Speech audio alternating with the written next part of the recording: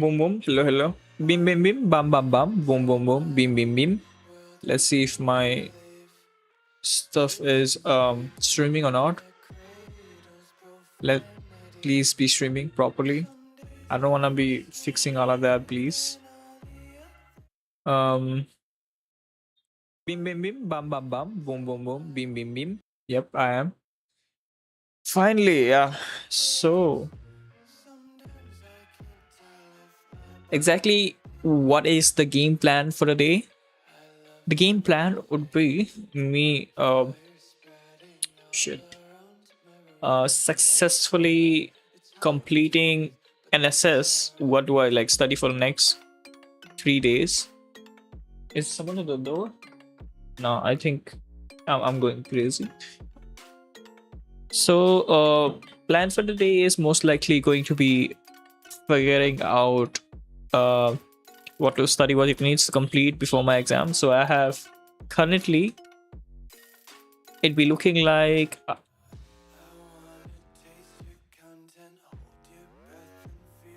oh shit. Alright. So my current timeline of exams are looking something like I have on 5th, which is in 2 days, I have what do you call cyber security, cybersec. Let's call actually the stuff is ethical hacking, but more cybersec stuff is there. On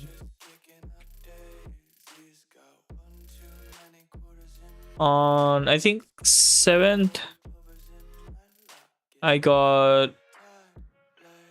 research using machine learning, I think is it. And for 8th, I got game dev. So these are the 3 papers I have currently, and the what do you call portions for each one of them are going to be 3 units, 2.5 units or 5 units that usually come.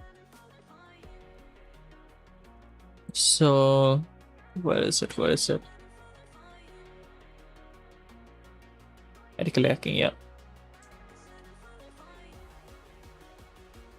I think I have everything up here only. Like I don't need to be searching around. I have a Notion page that has most of the things, I think. Yeah, this is a question pattern for like every one of them, like every one of my exams. So most likely what we have is like 5 questions each from each of the chapters. I just need to be studying only one, like only 5 questions that are important for each of like for the entirety of the subjects to pass. I need 20 marks, but we need more than that. I need a good GPA, so I am aiming to like at least score above 35s.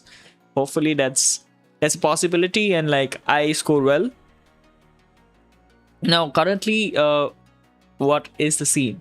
The scene here is phases of ethical hacking and frameworks is pretty easy. I think I've done it for my exam. I've written for it for my tests that I've been paying attention a little bit. Footprinting, OSINT, frameworks, reconnaissance is a little bit something. And yeah, she gave a lot of PPTs, but yeah. So what my game plan for today, let me pick it right back up, would be going through unit 1 and 2 and half of unit 3 for each of the subjects today, just figuring out how much context, like how much content is there to be left, like to be covered. And after that, like maybe one day before exam, I do a quick revision on whatever I've learned. Today I'm not gonna learn perhaps per se, like I'm just doing how much content is to be. Bro, just give up, bro. Why are you LARPing an intro, bro? We get it, bro. Chill.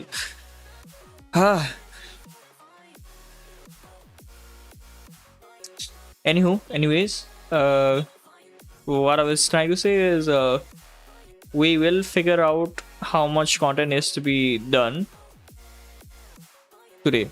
That's all. I don't think I'll be achieving a huge milestones like whatnot. Maybe I'll put a little bit more effort for game development, but at the same time, ethical hacking. If my first exam goes very well, I have a huge confidence for the rest of the remaining exams.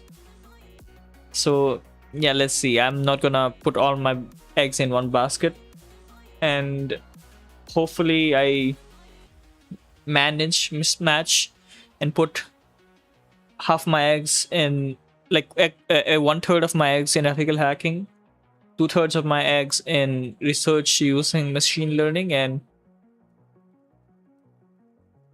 wait a sec, that does not work out. If 3 is there, okay, 1/3 in ethical hacking, 1/3 in research using machine learning, and 1/3 in game dev. Alright, bro.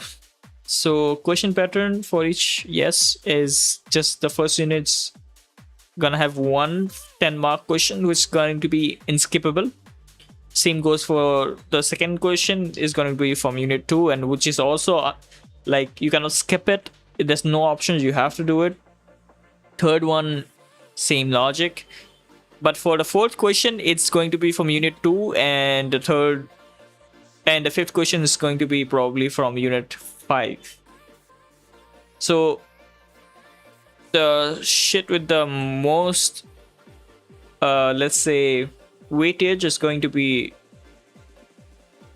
unit 3. Like, it has the potential to have like at least carry me like at least 30 marks for the small amount of work that I do. So most likely I'm gonna be reading I'll try to finish most of the third unit's portion for today, so that unit 1 I already have some idea because I wrote simple tests for it for each of the exams. Ethical hacking, research using machine learning, would have something like EDA, exploratory analysis, latex formats and whatnot.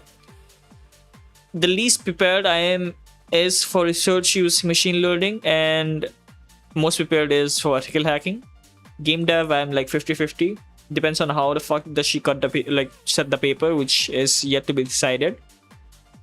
But yeah, like, I think I'm gonna do well.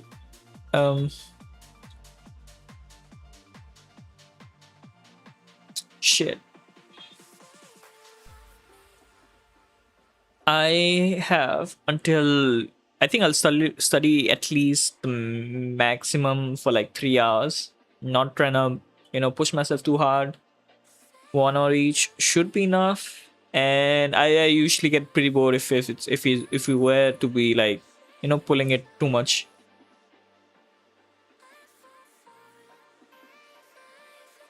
So yeah, let's get started into it. I'm ready.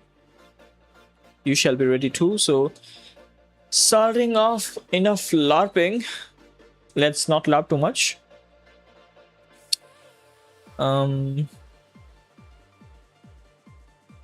We got,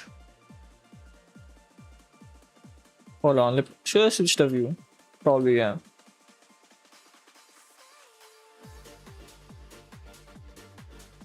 We got phases of ethical hacking for Unit 1. Unit 3 PPTs have various systems and common vulnerabilities. Unit 2 PPTs are these. Let's have like a folder where I could like put all of these stuff. And probably that's a safe way. Like, I'll just put all of my important portion university stuff in one.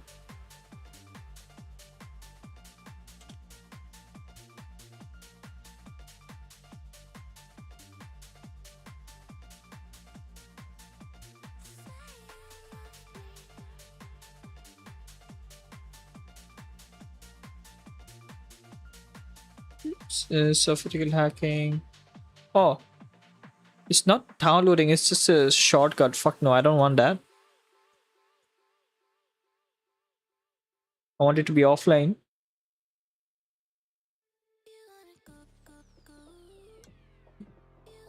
Also, I would like to like have a little drink as well, like. Wait a second, I have a second phone, right? Why can't I like see my stream through my second phone? I'm dumb, bro. Come on. So that I don't need to be like switching over my OBS and watching like that, bro.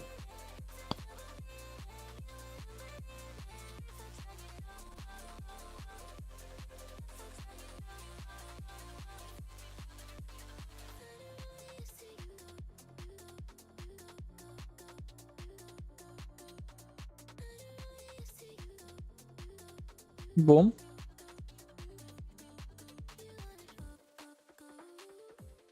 Oh shit. Okay, done. I can see myself in there.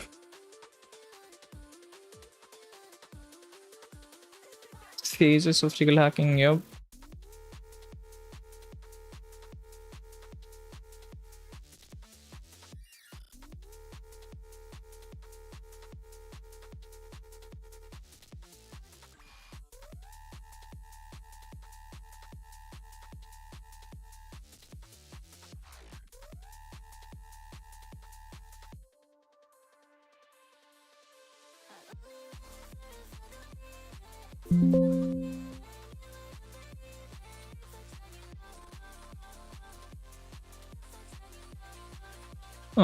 What is it called? Fuck. What is it called? What is it called? Wait, my mom's calling. Hold on.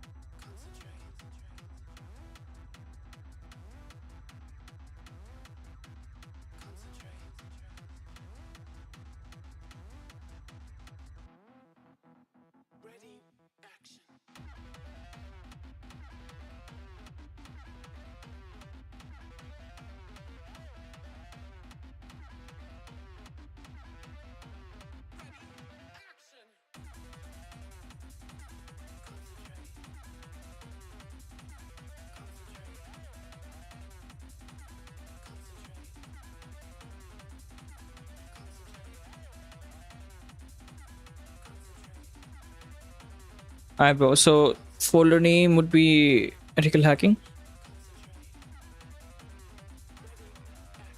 Boom.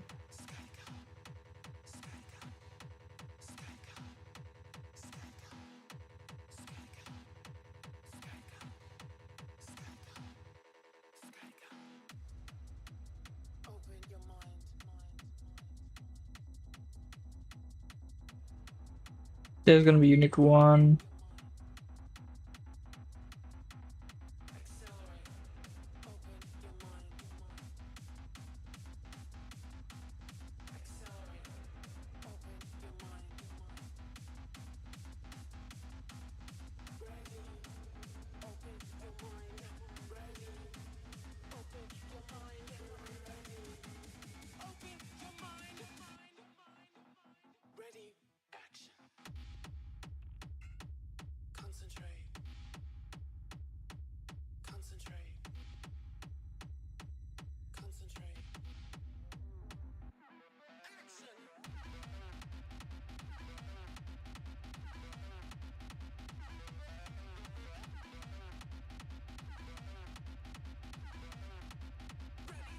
Shit. Meanwhile, this all is happening. Let me just have a little sip of this coffee, bro. I'm like, let me activate myself with a little bit of caffeine.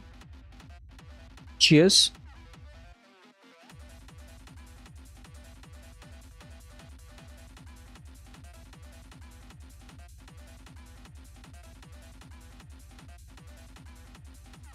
Oh, holy shit, bro.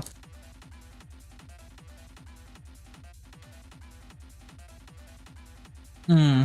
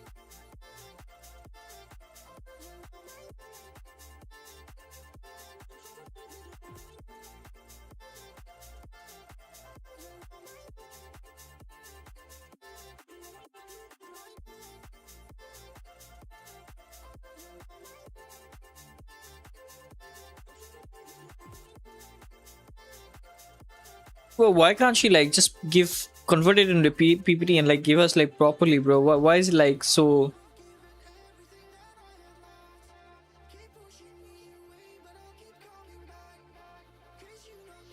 Can I convert it into a PDF?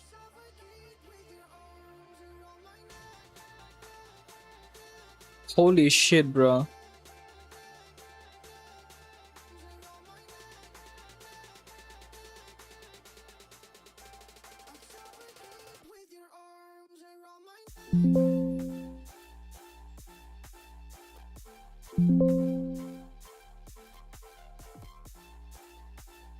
Bro. Social engineering.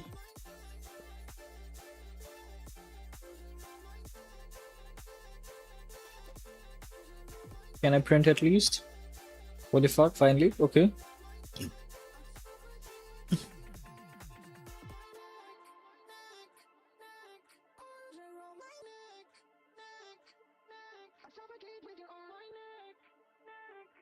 Done. DNS engineer. Fuck.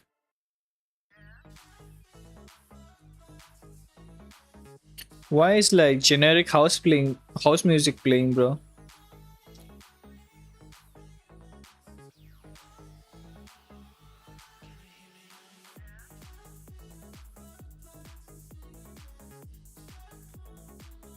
I want like the OG NCS era, bro.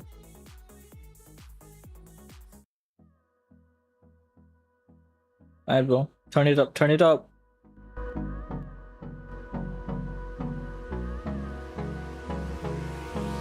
Hold me close till I get up. Time is barely on our side. I don't wanna waste what's left. The storms we chase are leading us, and love is all we'll ever trust. Yeah. No, I don't wanna waste what's left. And on we'll go, through the wastelands, through the highways, till my shadow turns to sun rays. And on we'll go, through the wastelands, through the highways. And on we'll go.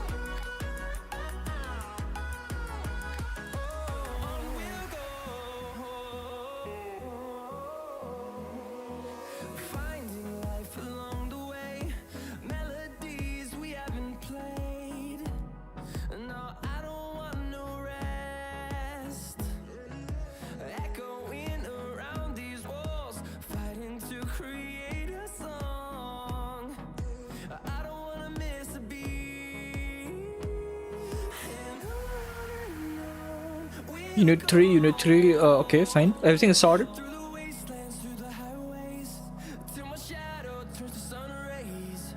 And on we go. Through the wastelands, through the highways, and on we'll go. Alright.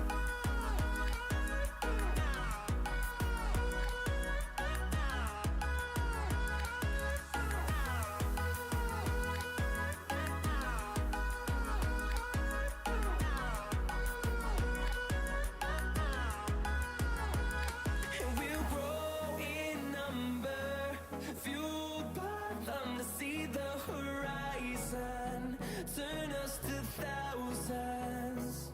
And we'll grow in number, fueled by them to see the horizon, turn us to thousands. And on we'll go. Through the wastelands, through the highways, till my shadow turns to sun rays.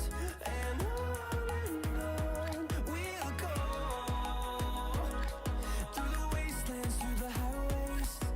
This only includes phases of ethical hacking. What the fuck? Oh shit, I need to download all of them.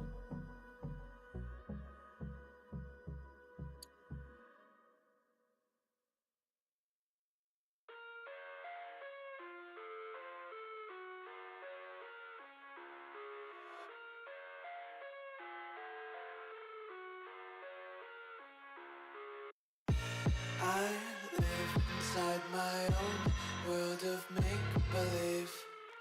Kids screaming in their cradles, profanities. I see the world through ice covered in ink and bleach. Cross out the ones who heard my cries and watched me weep. I love everything. Fire spreading all around my room. My world's so bright, it's hard to breathe, but that's alright. Hush.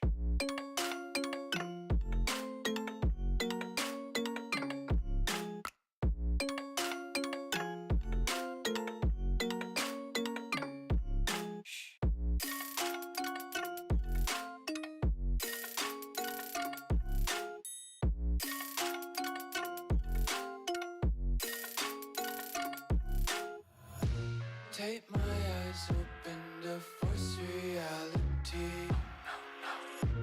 Why can't you just let me eat my weight in glee? I live inside my own world of make-believe. Kids screaming in their cradles, profanities. Some days I feel skinnier than all the other days. Sometimes I can't tell if my body belongs to me. I love everything. Fire spreading all around my room. My world's so bright, it's hard to breathe, but that's alright. Hush.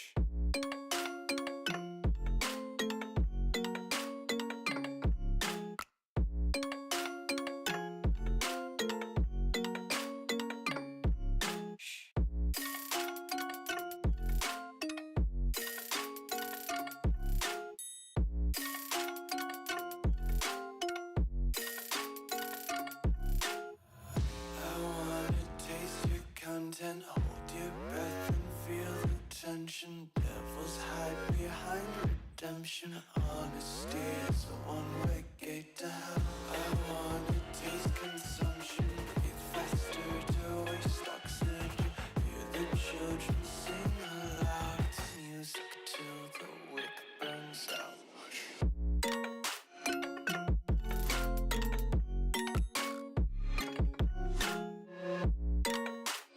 I don't have light split, what the fuck? Just wanna be carefree lately, yeah. Just kicking up daisies. Got one too many quarters in my pockets. Counting like the four-leaf clovers in my locket. Untied laces, yeah. Just tripping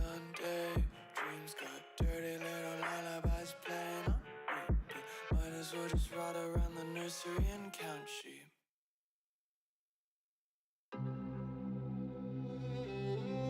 See, we need to like gamify this whole stuff, like, so like I'm thinking if it's like possible to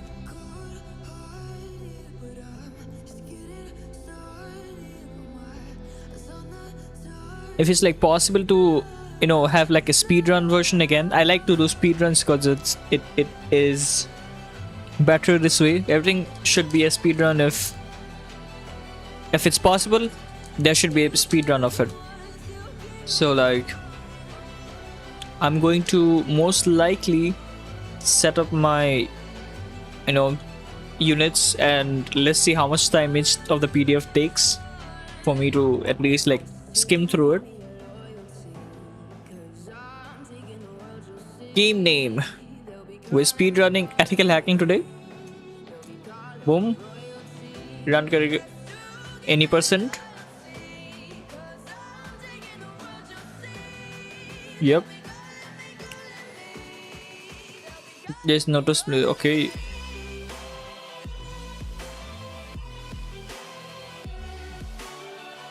How do I insert below? How do I insert anything in this? Hold on, wait a sec.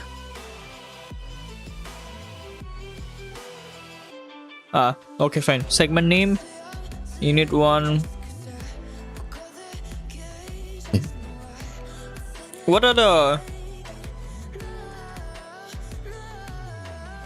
the skips I can do? Wait a sec.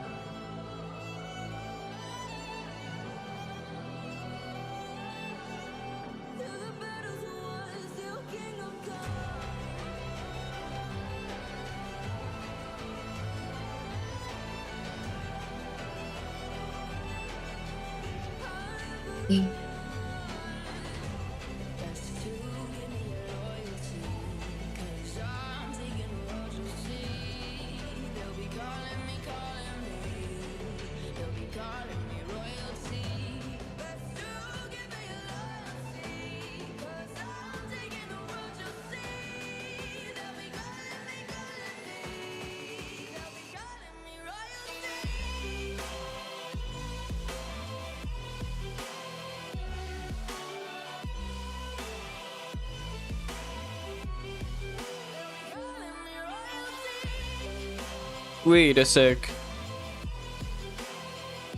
I did save them as unit 1, right? Why is it like showing like this?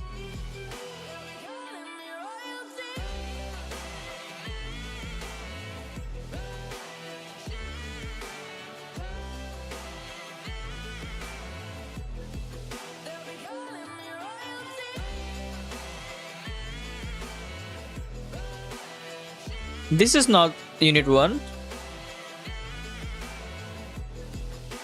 Nah, I hate this.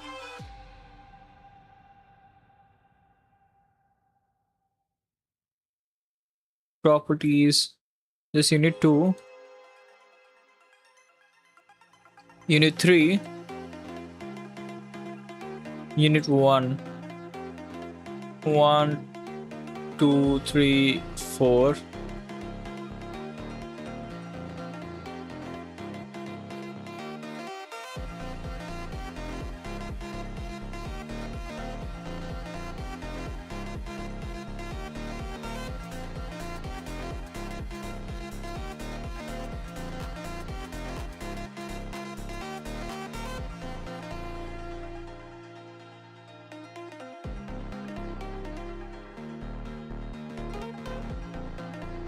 This is also unit 1.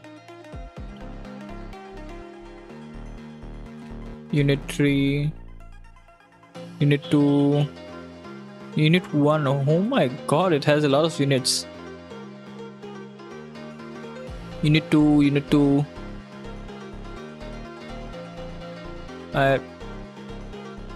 Boom. Unit 2. DNS, go right there. You go right there. Unit 3, Unit 2, and Unit 3. Okay, Unit 2.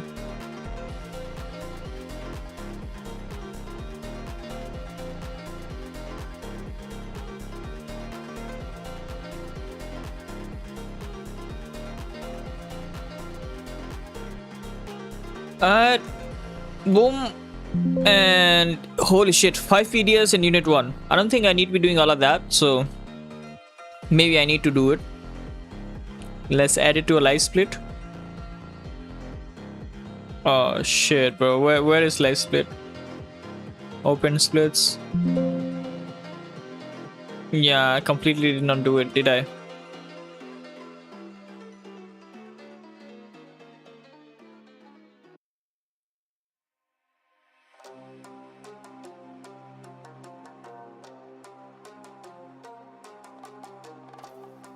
Any percent. Let's go. So starting with ethical hacking methodologies. Then we get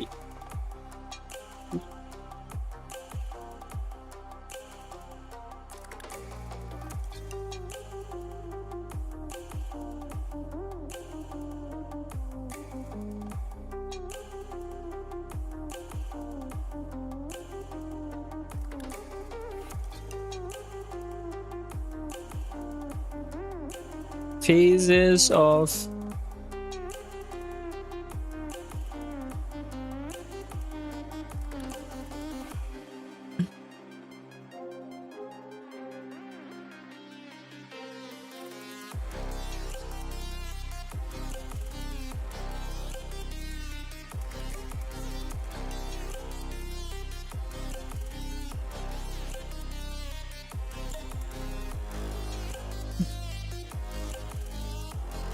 vulnerability.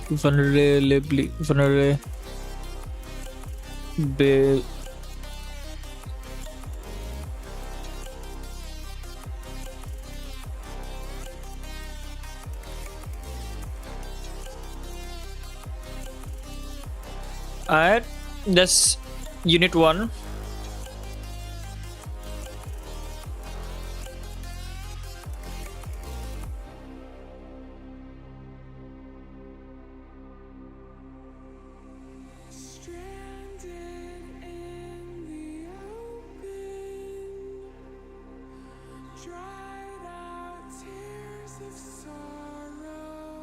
DNS.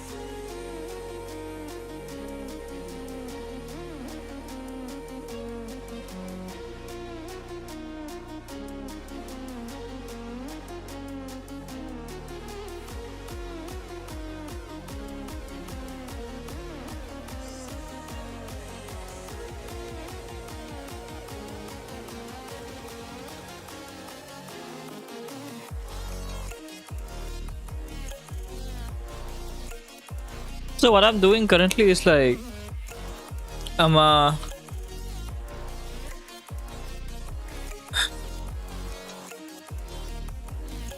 have this speedrun ready so I can like speedrun tomorrow or day after tomorrow, whenever. Don't have to sit down and do it again. Makes it a whole lot easier.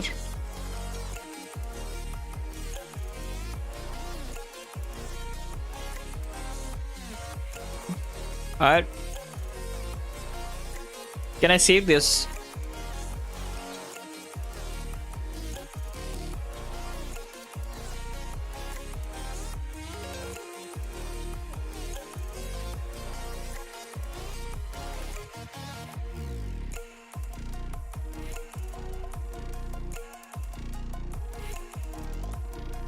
Study material, nope.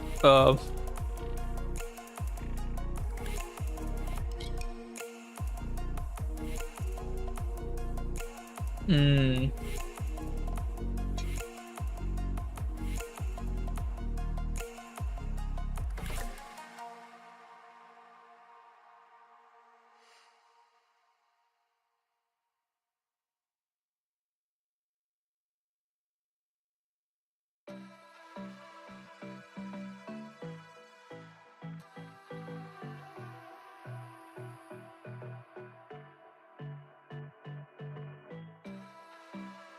Alright, bro.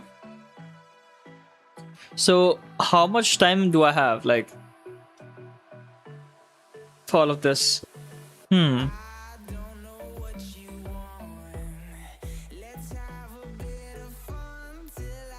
Like, I went through all of this effort, but I don't think I'm doing the speedrunning, actual speedrunning now. I'm just gonna skim through, right? That was the whole plan.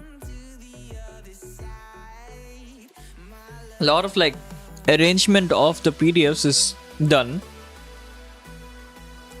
I've neatly arranged everything. That's what I've done, which is like fine.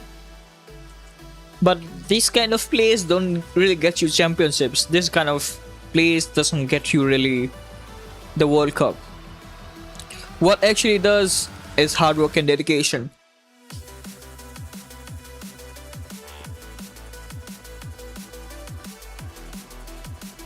Alright, bro, enough geeking out.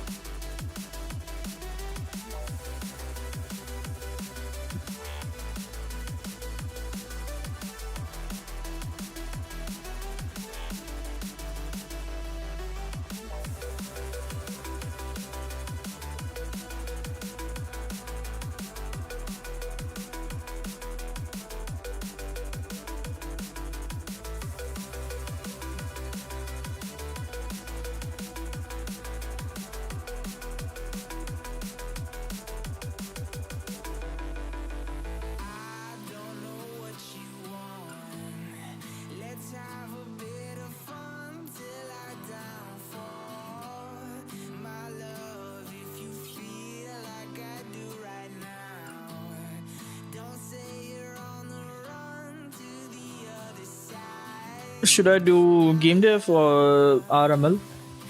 Let's do RML because I want that like open this thing.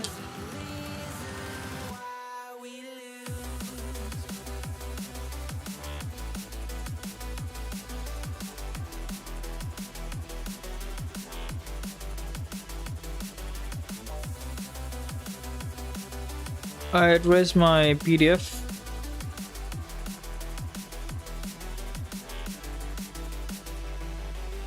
Yeah, this is easy. See, this is so much easier, bro. You just have PPTs. It's like so much easier if you have PDFs, bro. Makes my life complete, bro. Holy shit.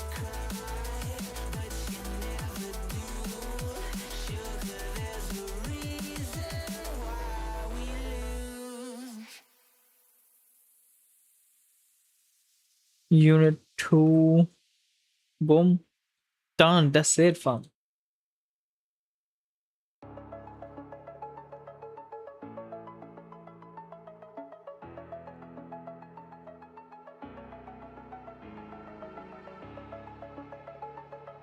And unit 3 on this one.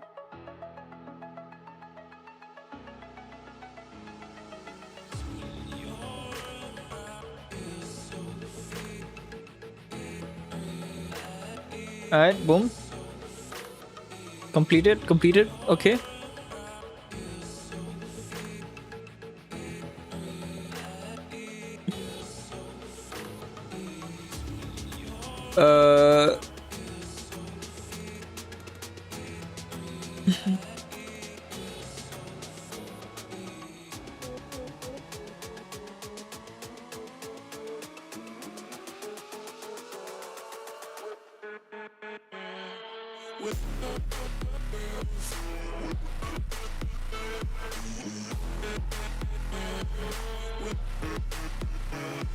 Alright.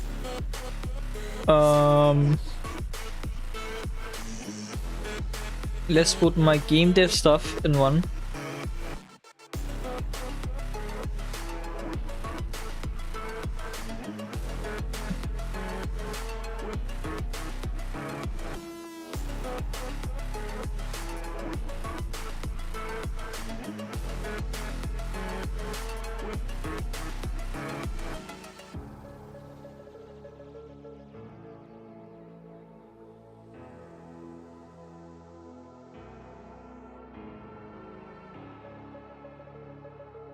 How am I supposed to add this?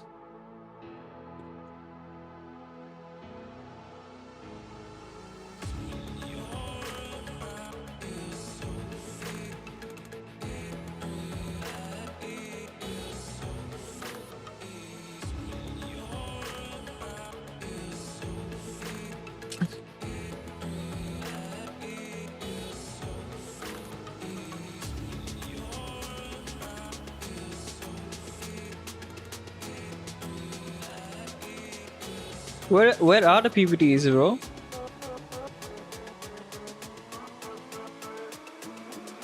There's no PPTs?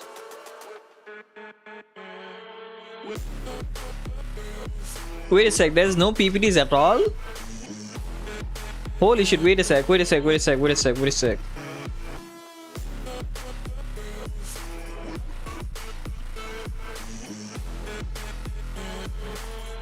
These are the entire PPTs that I have.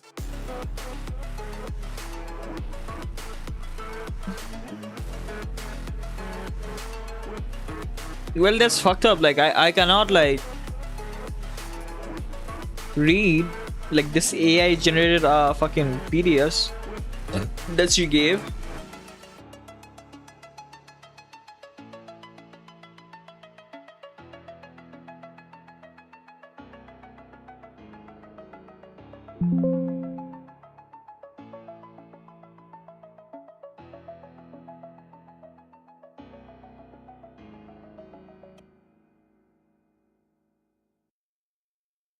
Bro, it just infuriates me whenever she gives me like AI generated shit, bro.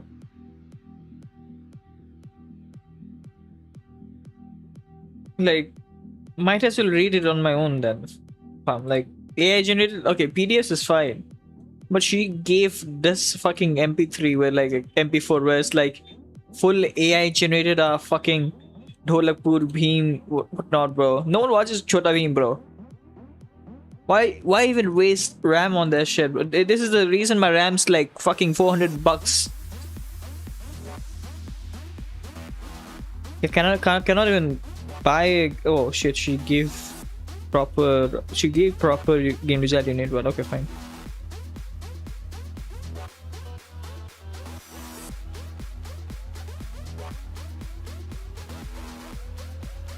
Alright, this is like 45 pages long, bro. Holy shit. Talk about incompetence. Eyes in the sky, gazing far into the night. I raise my hand to the fire, but it's no use, 'cause you can't stop it from shining through. Okay. It's true, baby, let the light. Are there three? Yep. 3 of them. Ah, shit, bro. With you, to you.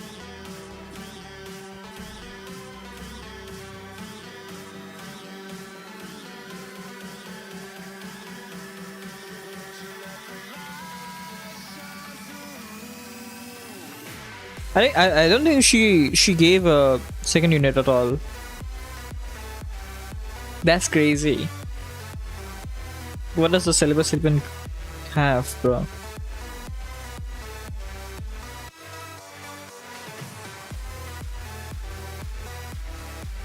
History and evolution of digital game from arcade to console, PC, indie, mobile games, key events of growth of the global gaming industry, emerging trends, game design principles and player psychology, core mechanics, core and dynamics, flow theory, motivation models. What is flow theory? She didn't teach us this. Cognitive Cognitive aspects of play, rules and rewards, balance and feedback loops. Okay, fine. This I know. This is just git commands, right?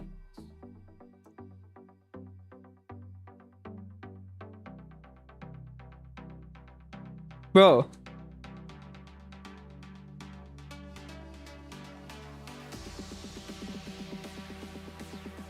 What?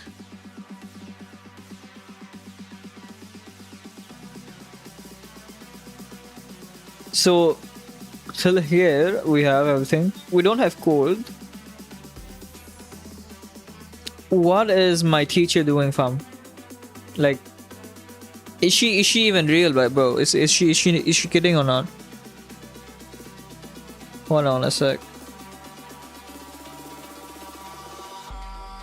Eyes in the sky, gazing far into the night. I raise my hand to the fire, but it's no use, 'cause you can't stop it from shining through.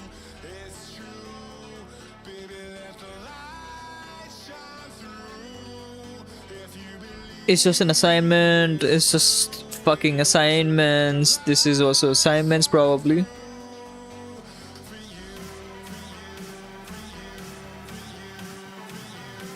Oh hell nah, bro. She's gonna fucking do some stupid shit, bro.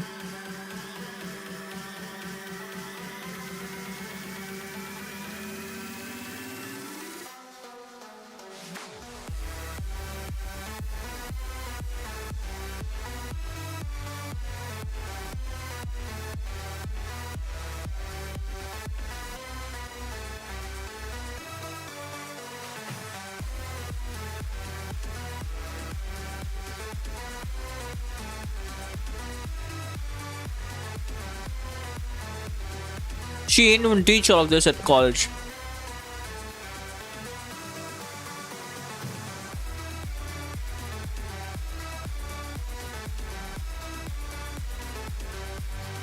You're stupid.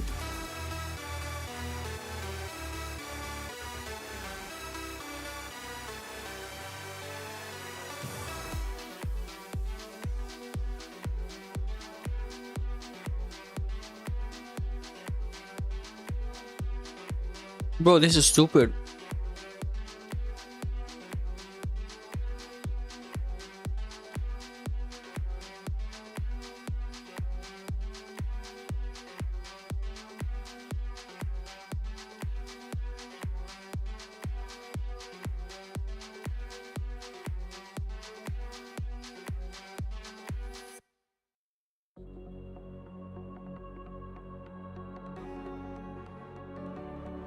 She did not even give PPTs, bro.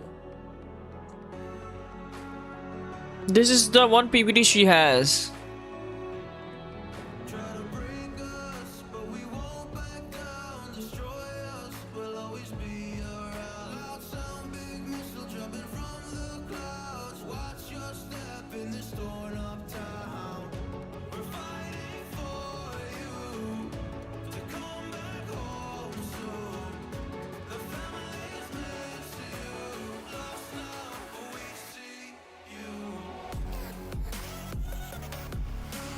But this is stupid.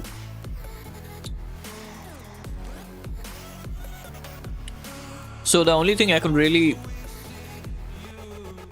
do, at least she does not lie, bro. This one is gonna be a easy test, hopefully.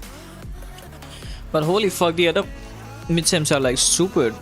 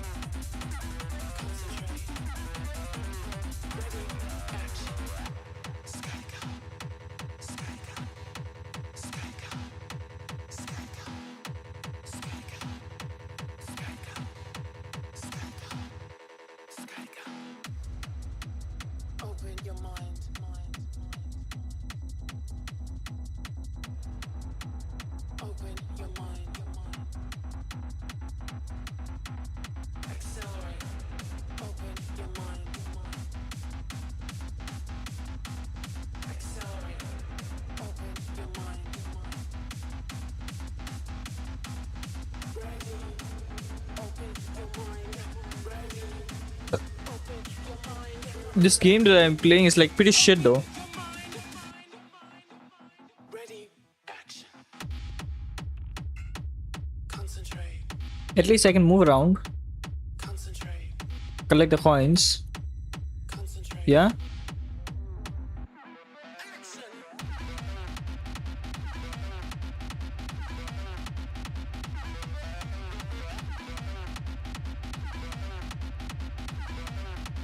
Ready, action.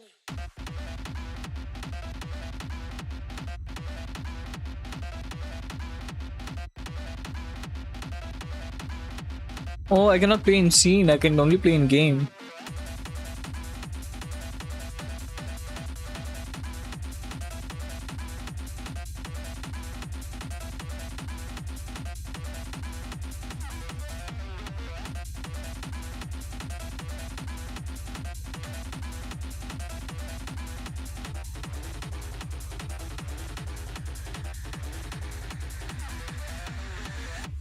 Concentrate, concentrate, concentrate, concentrate, concentrate, concentrate, concentrate, concentrate.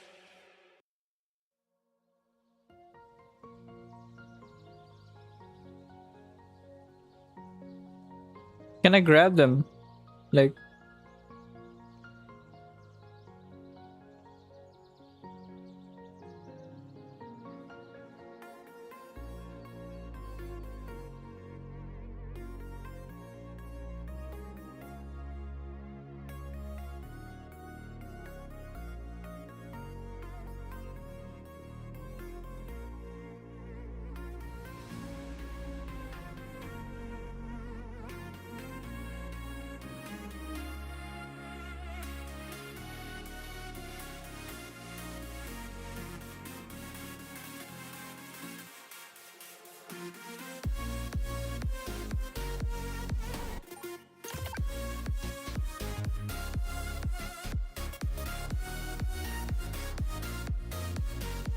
if it can move around, that's fine, bro.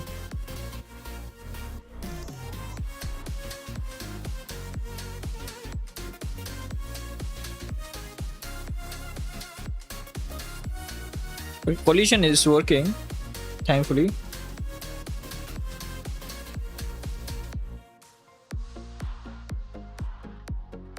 Boom. I mean, yeah, bro. The game is working. Alright, bro.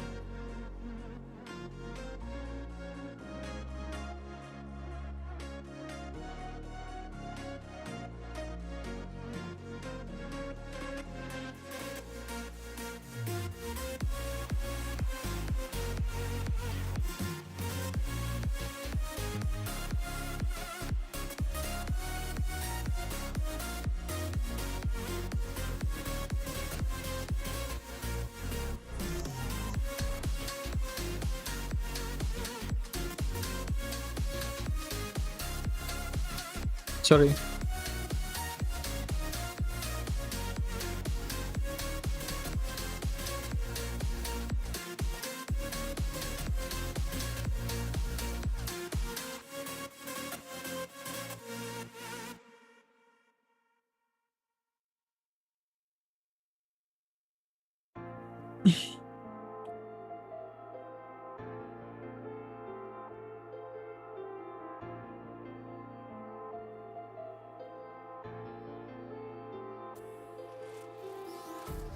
Empty hearts and neon lights.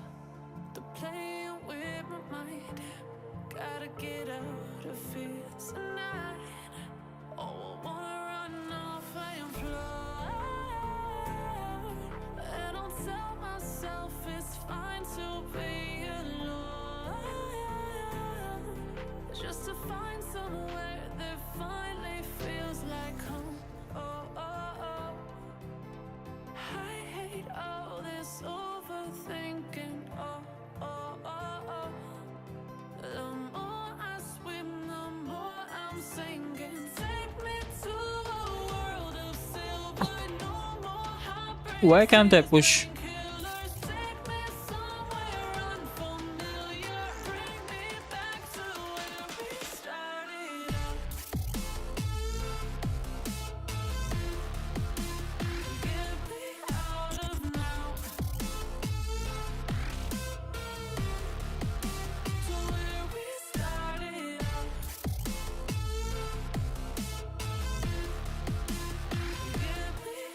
I have linked this to my main branch. No way.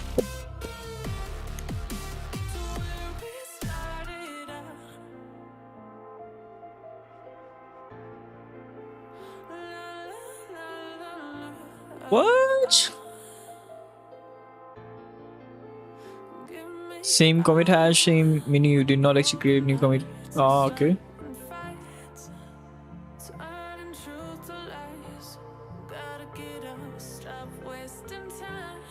Did I push? Yeah, I'm pushing, yeah.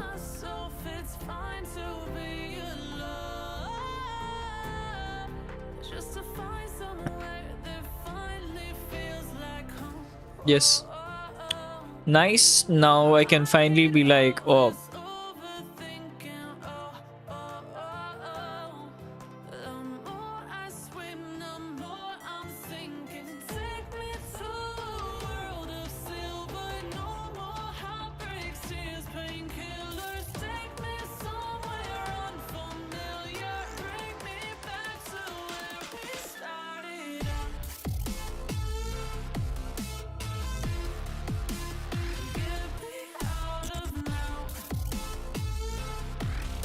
Is it a public repository?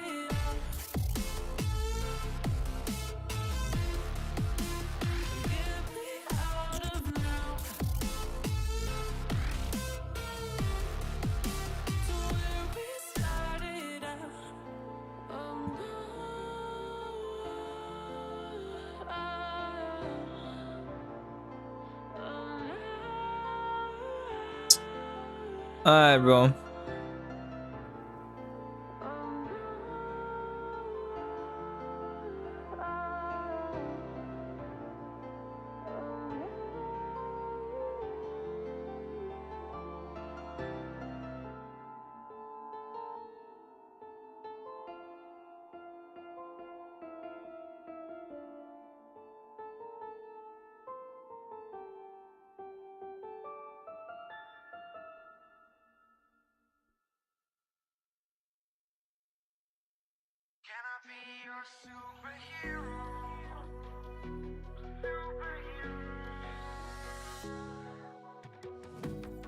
You take the lie with you and you go. You're not coming knocking on my door now. I try to lie, was it always so? Cause nothing feels the same anymore. I've seen this all before. Why didn't I do more? Now I'm picking up the pieces from the floor. How could we just ignore our problems? Now they pour out, filling up the room with silence. Can you be my nightlight? And I'll be your superhero. Superhero. Can I be your superhero? I'm sorry if it's taking me a while. I'm trying to figure out who I am. The city lights are keeping me up at night, so I don't even bother going to bed. I'm tired of wasting away my time. I would give up everything to be near you. Oh, I miss the days when you were mine, but I can be your superhero.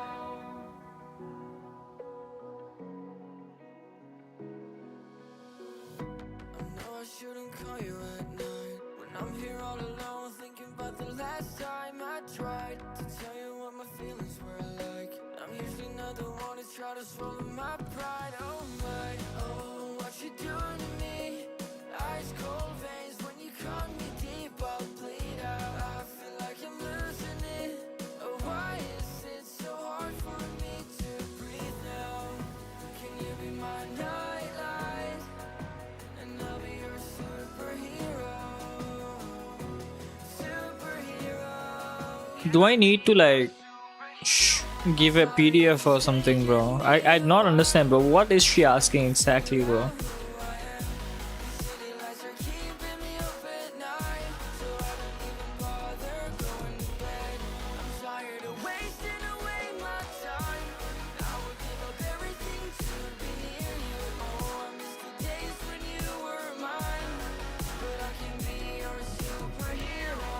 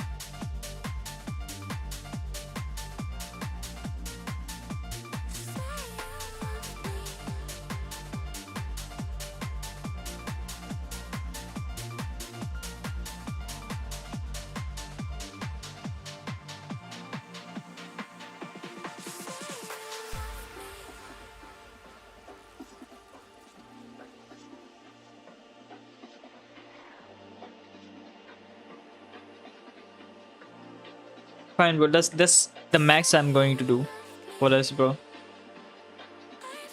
Fuck this bitch. If she does not like accept anymore, like her problem, I'm so done.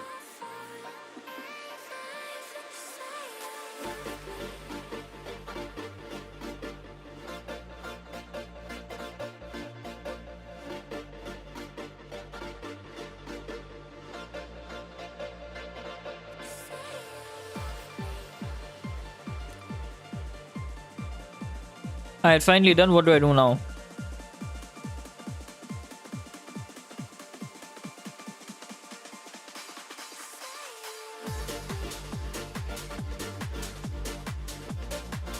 Nah, bro. I feel bored as fuck, bro.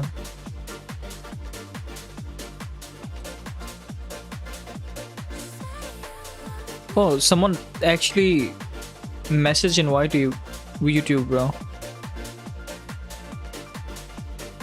Someone asked LeetCode. What the fuck? I was not paying attention at all.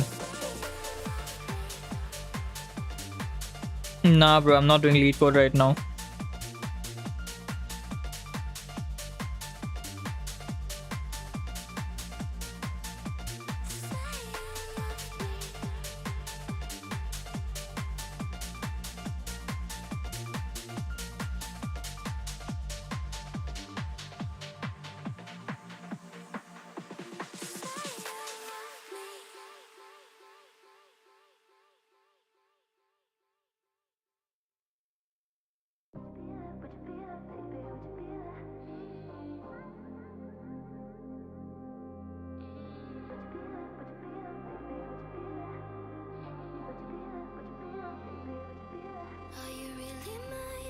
I think about time I could like probably skim through all of it.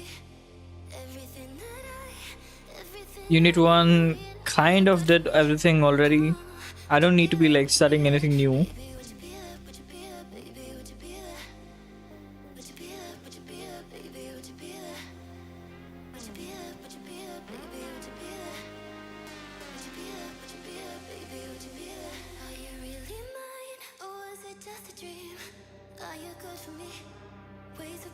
Alright, bro.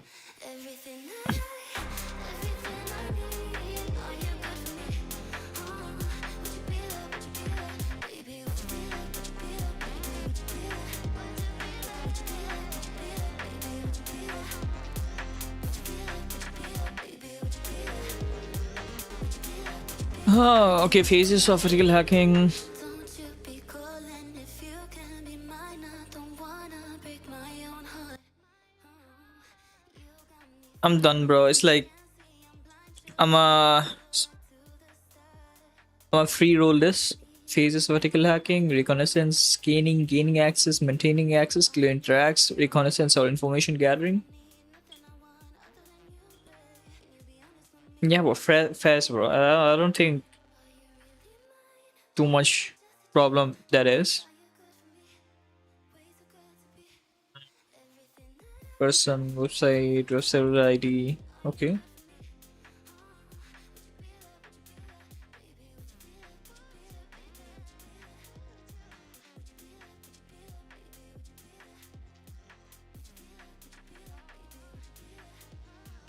She put 5 and 5 again.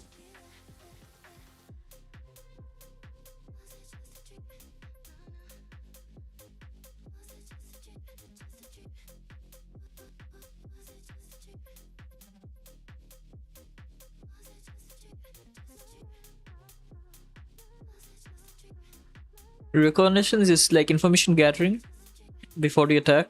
Scanning is nmap, scanning for ports, scanning for any vulnerabilities to gain access. Gaining access is obviously gaining access. Maintaining access is like prolonging your session so that you can at least keep your access during the entirety of your attack. Clearing tracks is common.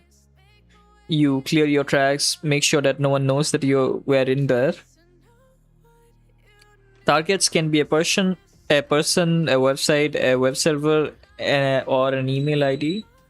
Okay, fine. Very vague for the last one. Okay, the process of well knowing the target and taking details, footprinting, and keeping in touch with the target is called information gathering. Active example of that would be a phone call or interview. Passive would be third party websites, search engine tools. Okay, website.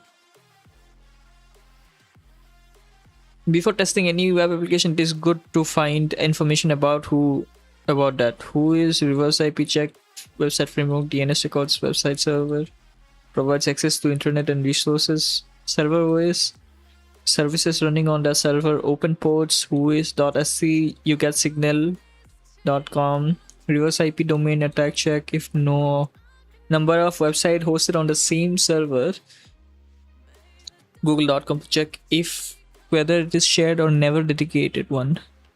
Find a subdomain knock, subdomain scan, knock by google.com, detecting the OS ping. Okay. And she's just listing out everything that you could do, probably. Yeah. I'm not gonna do the rest of the units because I kind of know them. The idea today is like have a slight idea of like what are the things that might come, be prepared so that I have a strategy to tackle all of them and study. What the fuck is this? Wait, what?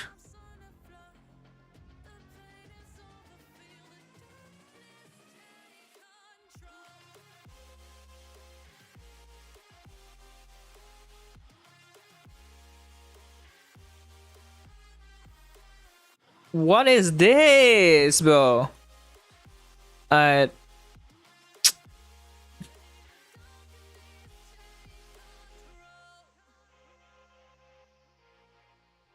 Fucking need to re-download DNS enumeration.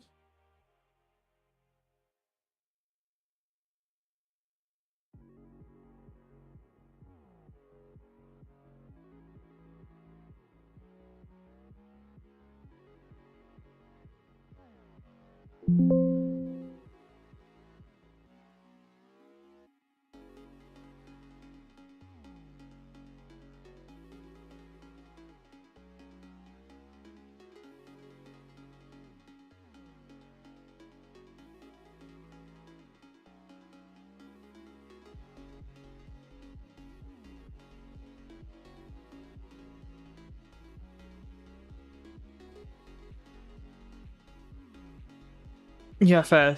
Now it's working. DNS and DNS network enumeration and email harvesting techniques. Okay, what is DNS enumeration? DNS domain name system, I know, fine. The process of collecting information about a target domain by querying DNS servers. The objective is to identify host IP addresses, mail servers, subdomains, and other DNS records.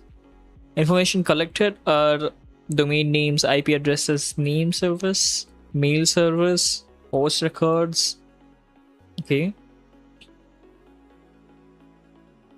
Process of collecting information about a target by querying DNS servers. But I never actually in my life properly know what a DNS is. Like, I know what it is. I've heard about it. Like, this is a DNS. This is a domain name. Everything that has a .net, .something, a website name instead of numbers is a DNS. Is a DNS.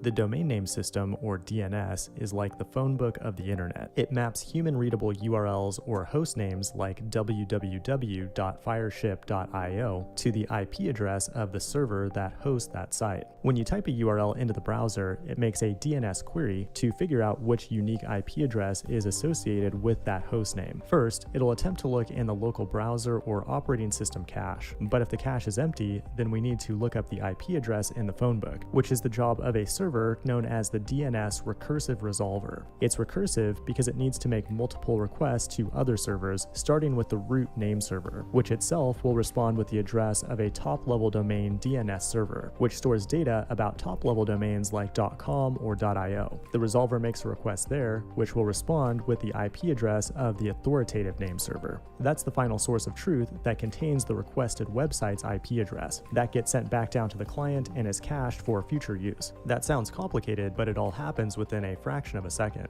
You can think of it as a globally distributed database that handles more requests than any other database in the world. When you register a domain name, it's handled by a registrar accredited by the nonprofit organization ICANN. The record is then maintained by a registry operator who stores your DNS settings and propagates them to other DNS servers around the world. As the registrant, you'll be assigned a zone file where you can configure the settings of your domain. Every zone has a start of authority record to tell other DNS servers who's in charge of that domain. But most importantly, we have the A record. It means address and maps a domain or subdomain to the IP address of its host. In other cases though, we may want to forward a domain to another domain on the internet instead of an IP address, in which case a canonical name or CNAME record would be used. We have MX records for email, and we can store arbitrary data with text records, which is often used to communicate with third parties to verify ownership of the domain. And finally, we have the NS or name server record, a URL that the internet can ping to find our IP address, and there's almost always two of them for better reliability. This has been the domain name system in 100 seconds. Hit the like button if you want to see more short videos like this. Thanks for watching, and I will see you in the next one. So I was, surfing on the old Twitters, and The domain name system, or DNS, www. When you type a URL into the browser with that host name, first, it'll attempt to look in the I did local not really pay attention for the first section of the video, so I'll do this.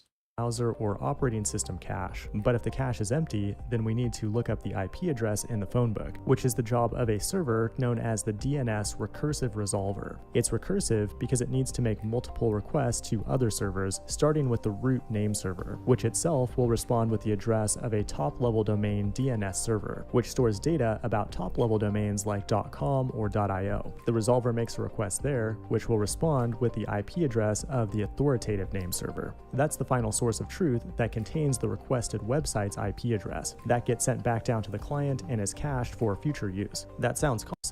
of top level server s recursive look up the local browser IP address is associated with that host name. First, it'll attempt to look in the local browser or operating system cache, but if the cache is empty, then we need to look up the IP address in the phone book, which is the job of a server known as the DNS recursive resolver. It's recursive because it needs to make multiple requests to other servers, starting with the root name server, which itself will respond with the address of a top-level domain DNS server, which stores data about top-level domains like .com or .io. The resolver makes a request there, which will respond with the IP address of the authoritative name server. That's the final source of truth that contains the requested website's IP address. That gets sent back down to the client and is cached for future use. That sounds complicated, but it all happens within a fraction of a second. You can think of it as a globally distributed database that handles more requests than any other database in the world. When you register a domain name, it's handled by a registrar accredited by the nonprofit organization ICANN. The record is then maintained by a registry operator who stores your DNS settings and propagates them to other DNS servers around the world. As the registrant, you'll be assigned a zone file where you can configure the settings of your domain. Every zone has a start of authority record to tell other DNS servers who's in charge of that domain. But most importantly, we have the A record. It means address and maps a domain or subdomain to the IP address of its host. In other cases, though, we may want to forward a domain to another domain on the internet instead of an IP address, in which case a canonical name or CNAME record would be used. We have MX records for email, and we can store arbitrary data with text records, which is often used to communicate with third parties to verify ownership of the domain. And finally, we have the NS or name server record, a URL that the internet can ping to find our IP address, and there's almost always two of them for better reliability. This has been the domain name system in 100 seconds. Hit the like button if you want to see. I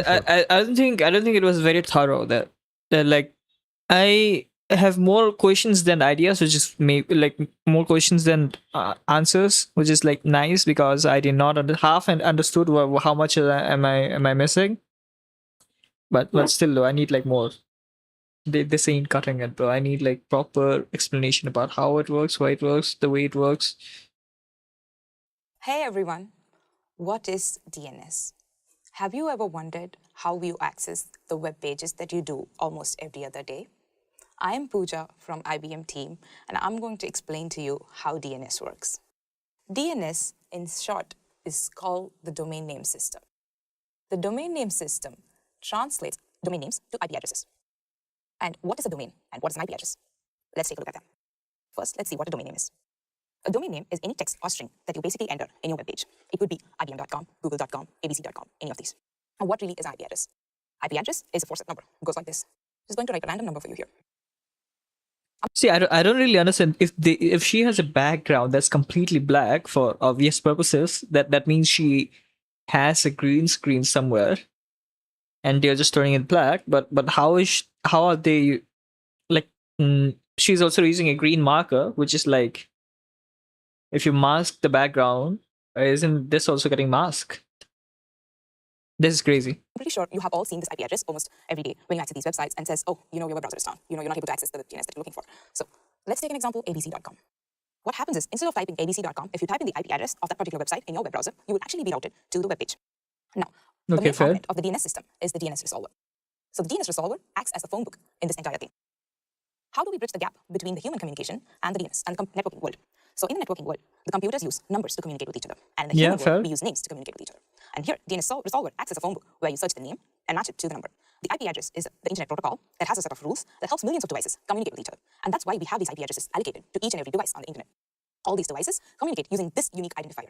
And since as humans, we are not accustomed to remembering names, we use these domain names. To remember numbers, we use the domain names. And that's how we resolve using the DNS resolver. Now that we know an overview of the domain name system, let's take a look at how the DNS lookup happens. So the first step in the DNS lookup is the user. This is where we enter the website address from our web page. And you are going to be the actor here. So the web browser has what we call the cache memory. Yes. So the cache memory stores certain values for a certain time period of time. So when you enter the address abc.com, let's say, what happens is it looks in the cache memory first. And when we say, oh, I don't have the IP address of the particular website that you're looking for, we forward the request to the main DNS resolver. So this is going to be our DNS resolver for the day. And now from here, the DNS resolver has its own cache. It looks at its cache and says, hey, I don't have the IP address of the particular website that you're looking for. So what I'm going to do is I'm going to route your request to the root server. I'm going to use a different color. So this is the root server. And root server is the top server or the top level in the DNS hierarchy. And the root server still doesn't have the information of abc.com that you're looking for. But what it does have is the information about the top level domain server that you have to route your request. Also, the root server is placed across different locations throughout the world. There are almost hundreds of these root servers placed, and there are 12 different organizations that manage these root servers. And from there, we get the top level domain server's IP address. So now we send the request to the TLD server. And the TLD is nothing but top level domain, which basically means it has all the information for the top level domain. And in this case, the top level domain is going to be your .com. So it could be anything like .net, .org as such. What it does say is, hey, I don't have the IP address of abc.com, but I can send your request to the authoritative name server. I can send the IP address to which you need to send your request to. And the authoritative name server has all the information and all the DNS records.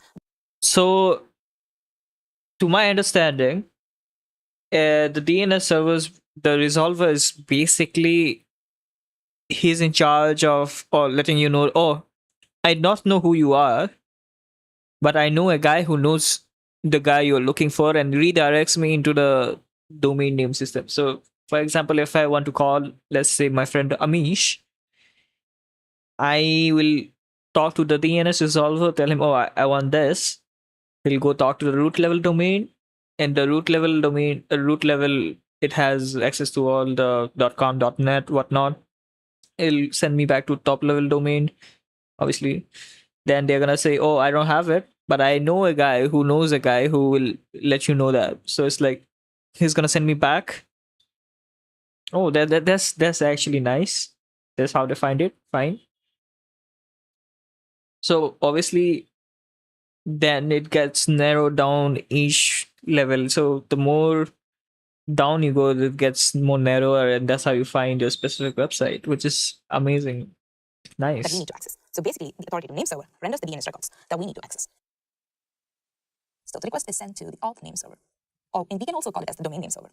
And a lot of cloud providers across all over the world provide this server ability, and you can use multitude of them.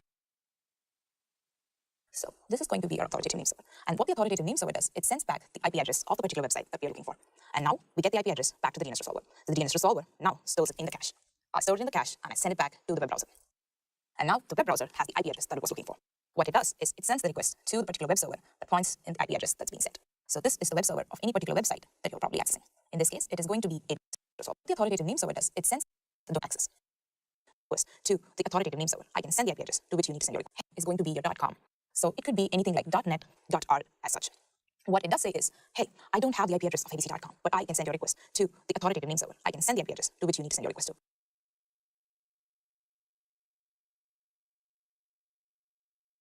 So basically, domain name systems, in short, if I have to speak about it, like let's say 30 seconds, I can probably like explain it to a newbie. Is basically having for websites, how over the internet how they communicate is through numbers. So each of your website would have its own IP addresses. So what DNS system does is gives you a name.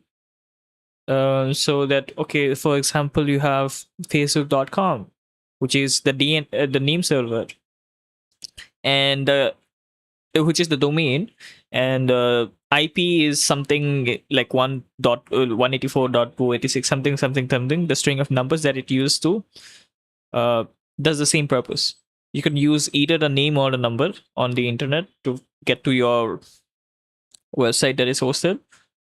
But we as humans much prefer letters to numbers, so we use the domain name.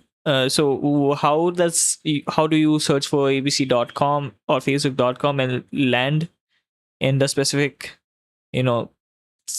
website is through something called DNS resolver that looks for your DNS, like the domain name in the book, and tries to find your, your connected IP address to the domain. So it firstly goes on and search the root level directory, which is top level domain, which contains your .com, .net, .org. Then it'll send you back a query saying that, okay, I know what you're looking for. I don't know exactly, I don't have what you're looking for, but I know a guy that knows.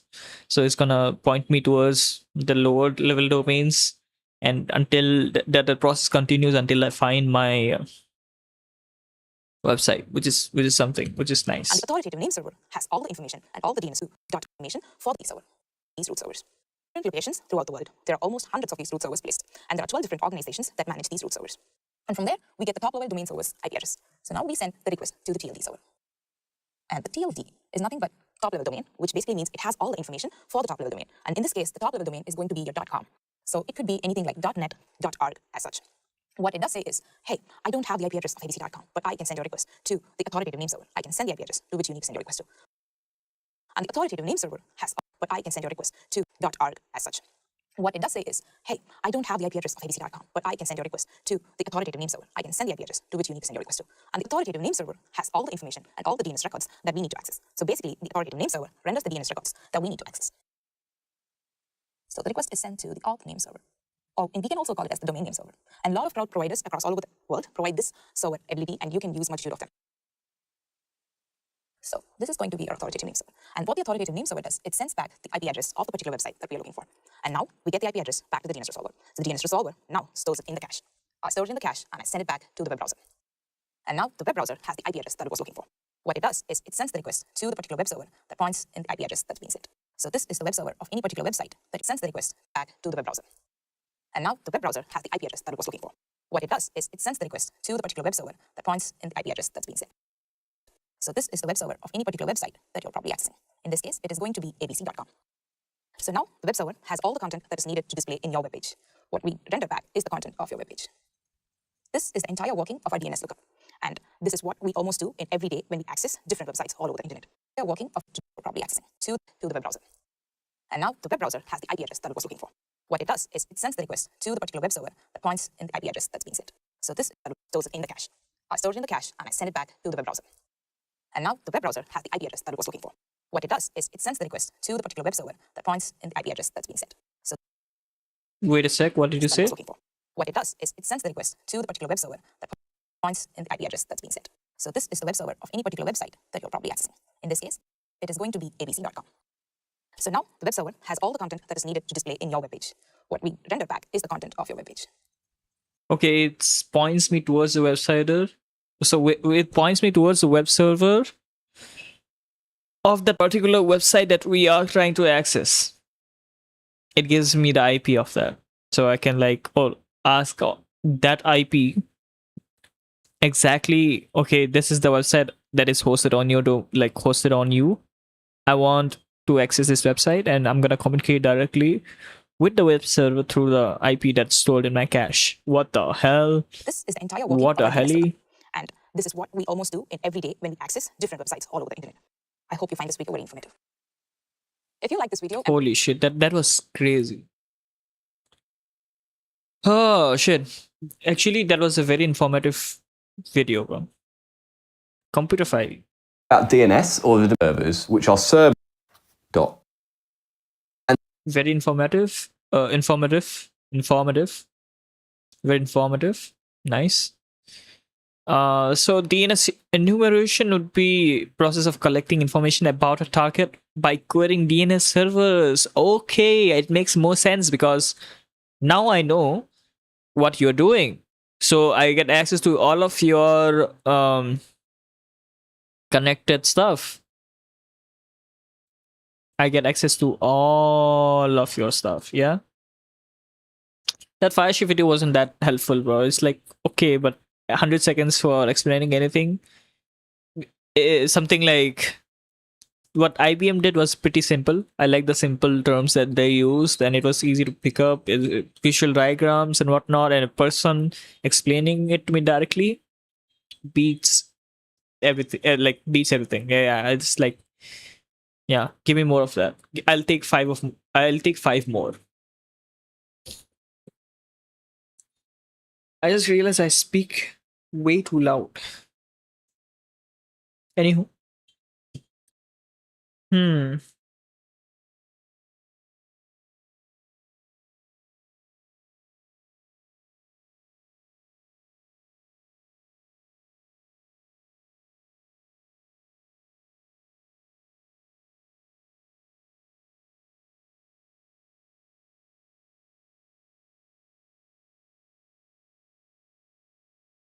What exactly is host records, bro?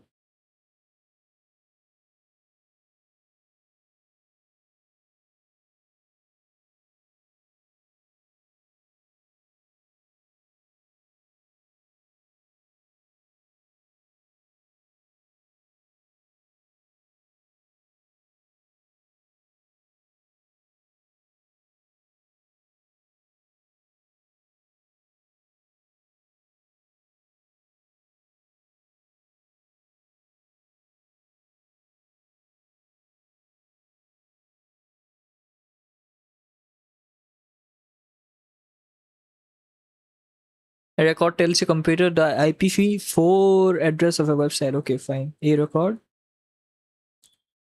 Okay. Oh, 4A is IPv6 versus IPv4. Okay.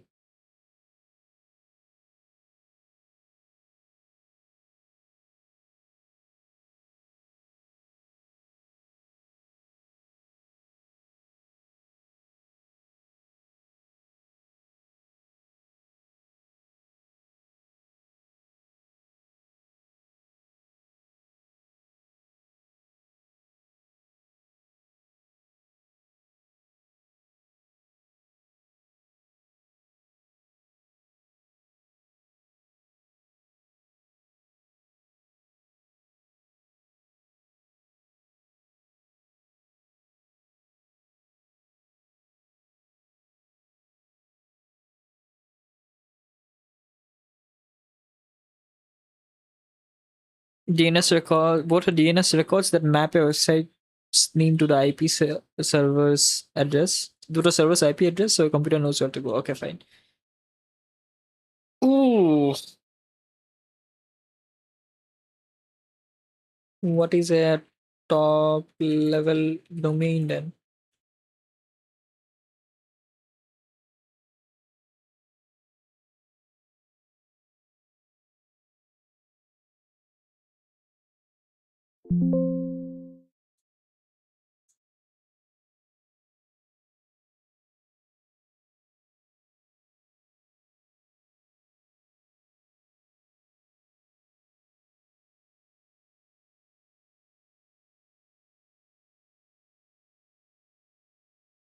Yeah, final dot.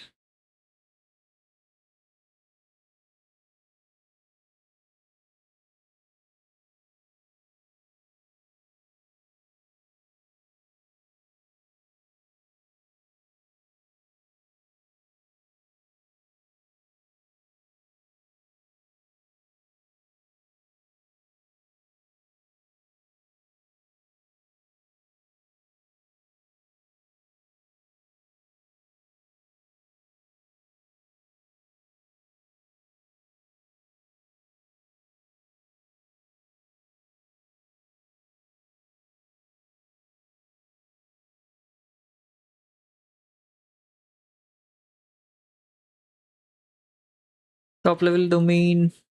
Main domain is Google. Subdomain is www.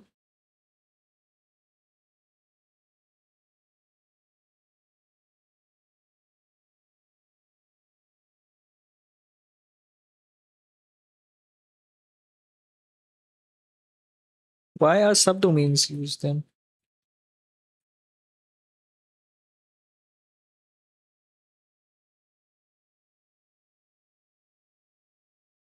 Ah, inside the building are different departments. Mail department uses MERP and cloud shopping. So mail dot okay cloud. Okay. Subdomain does that. Didn't ever knew.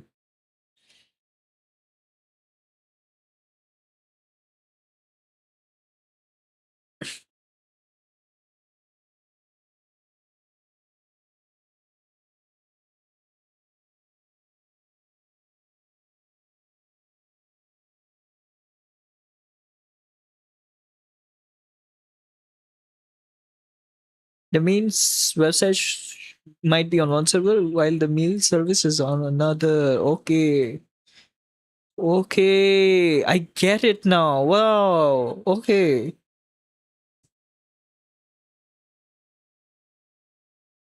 Yo, bro, that's crazy.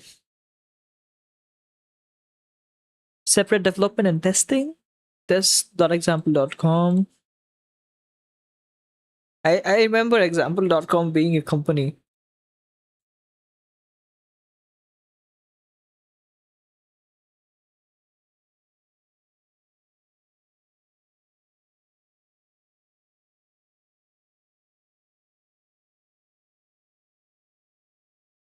Nice.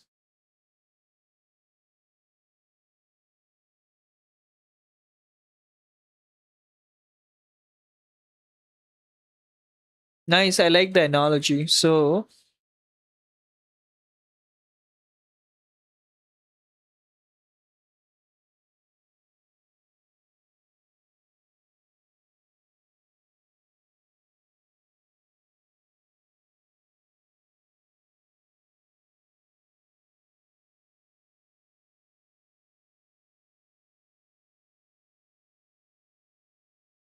DNS enumeration. Imagine you just arrived at a huge school. Now you know the school's name, okay, school.com, but you don't know what other rooms are inside. So you ask the receptionist, "Can you tell me every room in the school?" The receptionist replies, "Library." Then you got them. Wait a second. Am I peeking? Am I peeking? Hello, hello. Library. Okay, fine. I'm not peeking. Library, principal's office, gym, cafeteria, science lab. Now you have a map of the school. That's enumeration. Okay, you have the initial map. On the internet, suppose you only know tesla.com, but you want to discover what else exists. Mail.tesla, vpn.tesla, shop, API, carriers.tesla. This is called DNS enumeration. Why do hackers and security professional do this? Imagine you're a security guard. Before protecting a school, you first need to know how many buildings exist, how many doors, are there any back entrances. You can't protect something you don't know exists. Oh, similarly, before testing a company's security, you discover subdomains, mail service, DNS records, public services. Okay, fine. This information helps build an inventory of organizations' internet facing assets. What information can be discovered?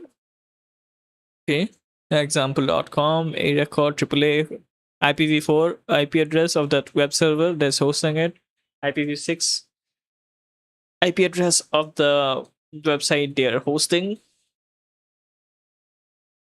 MX is mail record, name NS is name server record. Usually they have two just in case one breaks down. Text record, verification tokens, SPF, DKMI, DKIM. Okay, fine. Mega mall, food court, cinema, parking, arcade, electronic store. Okay, fine. You haven't entered any shops, so you have simply learned what's there. Is it hacking out by itself? One line summary is the process of asking DNS for all publicly available information about a domain, such as its IPs, subdomains, mail service, and other records, to understand what services and system belong to the domain. Oh, this makes so much more sense.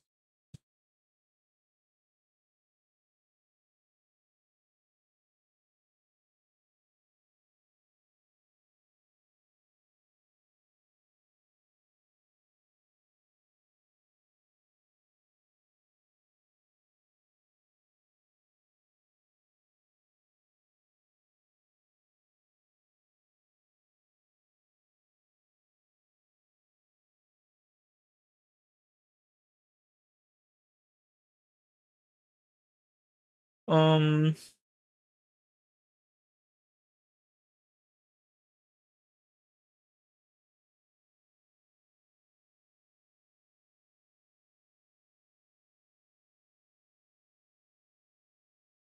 Network enumeration. Imagine you're a detective investigating a neighborhood. First, you get a map of the neighborhood. That's DNS enumeration. Okay. Now you want to know which houses exist, which doors are open, who lives there, what services are they running. It's called network enumeration. Find a house. Okay. DNS told me the IP address. I know where the house is. Now walk around the house. You notice this is what my DNS enumeration told me. All the existing rooms in the house. On a computer, these are called ports, for example. Okay. Port 80, port 443, port 22, port 25. Knock on the doors. You knock on each door. The answers might be web server, I'm SSH, I'm a mail server, I'm HTTPS. You aren't breaking it, you're just asking who's there. Fine. Sometimes this service tells you extra information. For example, Apache web server version. Okay. OpenSSH. Okay. Real life analogy, imagine visiting an apartment building from outside. You can observe. Fine. Doorbell. You didn't enter any apartment. You simply learn which occupies which one. That's enumeration. You just simply learn who occupies each one. Okay, fine. Difference between DNS enumeration. DNS enumeration answers what building belongs to this company. Okay. Network enumeration answers what is inside of each building. Ports, okay.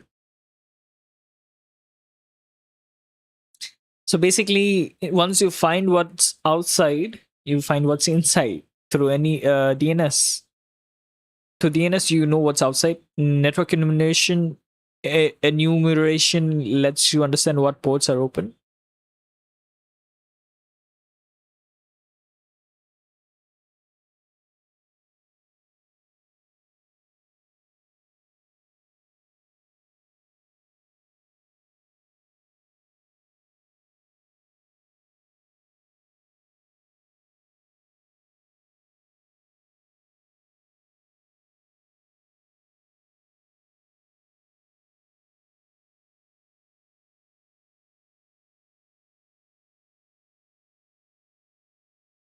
I kind of understand what are ports, but still, why not?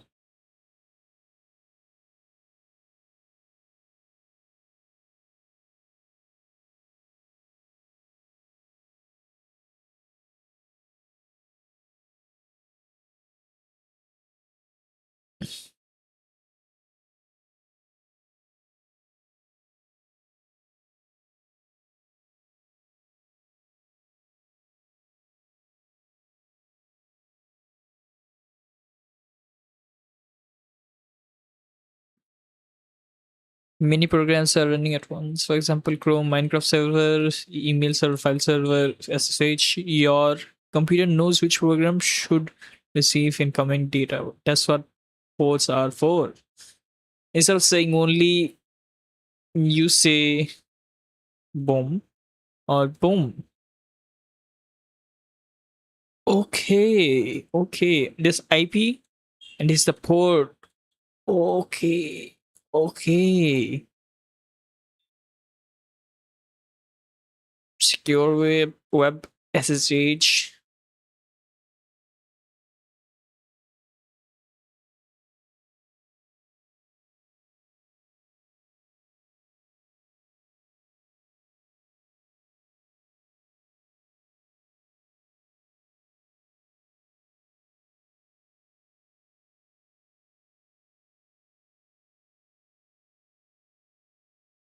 Not all of them are used, but each one can be assigned to a different application or service. During network, they might ask which apartment doors are open. For example, open ports are 22, 80, and 44. This 22 is SSH, 80 would be your HTTP, and 443 is HTTPS. We don't necessarily interacting beyond identifying them. How could one normally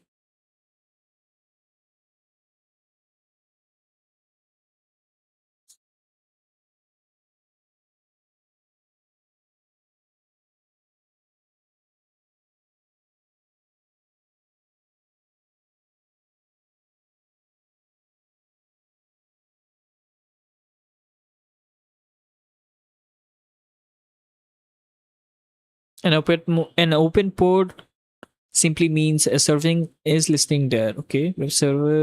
Okay, and now having an open port is completely normal. The risk comes from what's behind the door. Okay.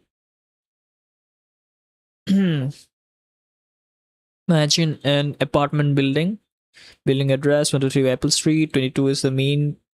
Okay, reception. Okay, secure reception.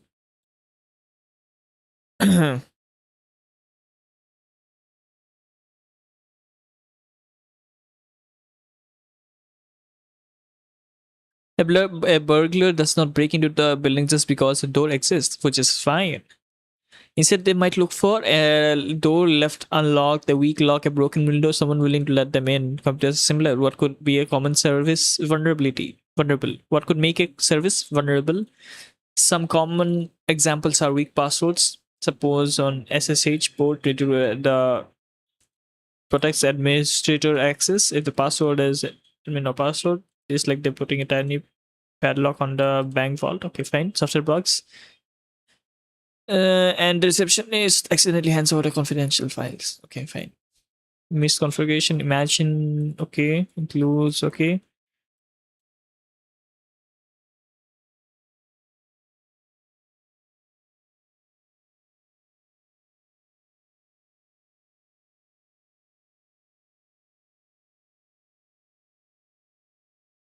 Finding an open port is like seeing a labeled door.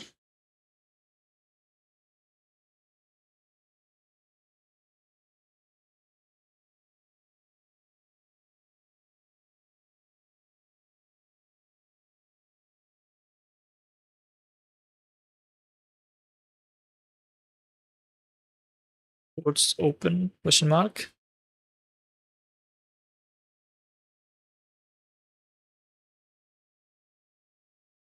Okay, yes, you can. Which are ports open on your own computer. It's a great way to understand what services are running. Let me put on the music. It's getting boring. Netstat dash ANO.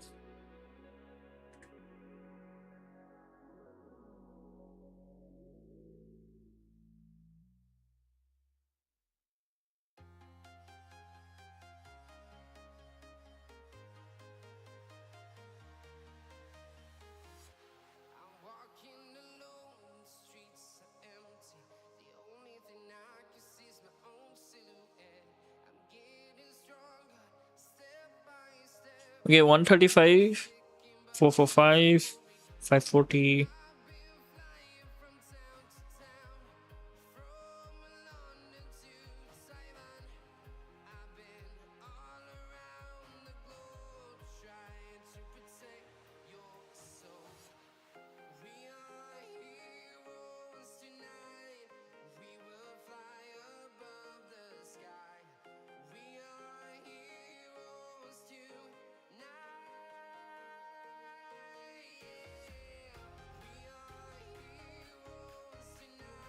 Your computer is using temporary port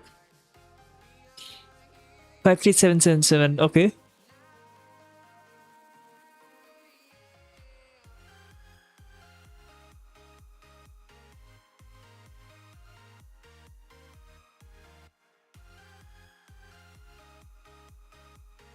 Faster, but does not guarantee delivery. Okay.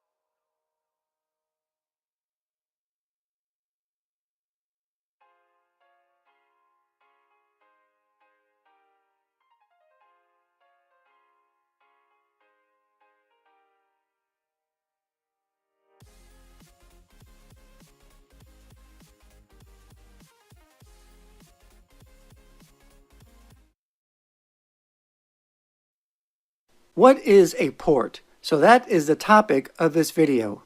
Now a port is not a physical connection. It's a logical. Now a port is not a physical connection.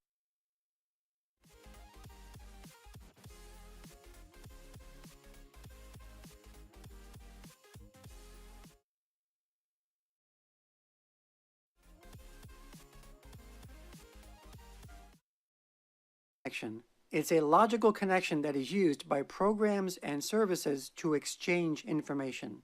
It specifically determines which program or service on a computer or server that is going to be used, whether that is pulling up a web page, using an FTP service, accessing email, and so on.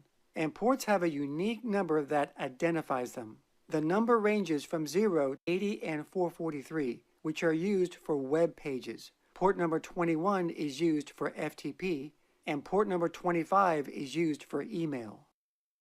A port number is always associated with an IP address. An IP address is a numeric address. It's an identifier for a computer or device on a network. Every device has to have an IP address for communication purposes, and an IP address and a port number work together to exchange data on a network. So for example, if you want to connect to a server over the internet, the IP address is used to determine the geographical location of that server, such as what continent, country, city, and so on. And a port number determines which service or program on that server it wants to use, whether that service or program is a web page, FTP service, email, and so on. Now, in simple terms, what does this all mean? So as an example, let's take a very common port that just about everyone uses every day, and that is port number 80. Port 80 is associated with HTTP, which is web pages. Whenever you visit a web page from your computer, you're using port 80 whether you know it or not. So let's say you're sitting at your computer and you want to visit Google's webpage. So you would open up a web browser and then you would type google.com in the address bar. But before your computer can bring up Google's webpage, it has to do a couple of things first. It has to convert the domain name of google.com into Google's IP address. And in addition, since you're using a web browser which is using HTTP, your computer is going to add port 80 to the IP address. So now the IP address is going to be used to locate Google's web server. Then once the server is found, the IP address has done its job. So now it's the port number's turn. And Google's web server will see the incoming request with port number 80 and will forward that request to its built-in web service so you can finally retrieve Google's web page. Now all of this is happening behind the scenes. You don't see the IP address or the port number that's being used. However, there is a way that you can see it, and that is by using the netstat utility. Netstat is short for network statistics, and it's a command line tool that is used to display the current network connections and port activity on your computer. Netstat is available on various operating systems, but in my example, I'm going to be working on a Windows computer. So at a command prompt, you type in netstat, and then we're going to also use a -n subcommand so we can see the actual port number, and then we'll press enter. So here in the output, we can see our connection to google.com. The local address is our computer here, along with our IP address. And here's the port number that our computer has assigned itself for this session. The foreign address is google.com, so here we can see the IP address of Google's web server, along with port number 80 that's being used for this connection, because as I said,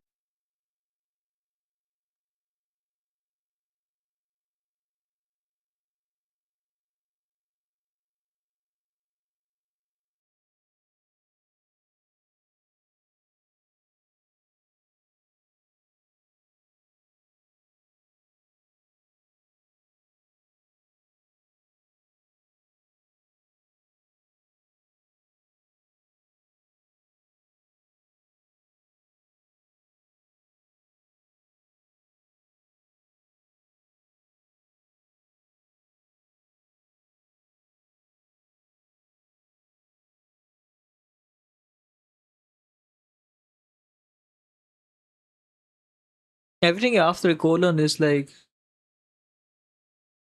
these 443.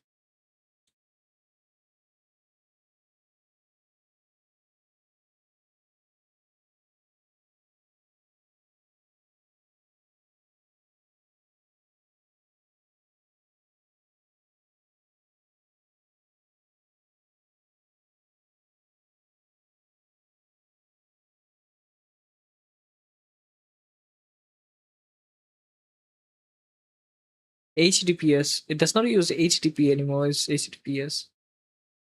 How old is this video? 4 years back? Fine. before, port 80 is used for web pages. Now let's say on the same exact server, Google is running an FTP service where clients can transfer files. FTP is a standard protocol that is used to transfer files between computers and servers over a network, and it uses port number 21. So on our computer, we can open up a web browser, and as an example, we'll type in ftp.google.com, and then we'll see the same thing happen again. The domain name of google.com will be converted into Google's IP address, and since we're using FTP, our computer will add port 21 to the IP address. And once Google server sees the incoming request with port number 21, it'll forward that request to its built-in FTP service. And if we do the same netstat command again, it'll show a connection to Google's FTP service using port number 21. So, and if we do the same netstat command again, it'll show it with port number 20 and ftp.google.com, and then we'll see the same thing, number 21. So on our computer, we can open up a web browser, and as an example, we'll type in ftp.google.com, and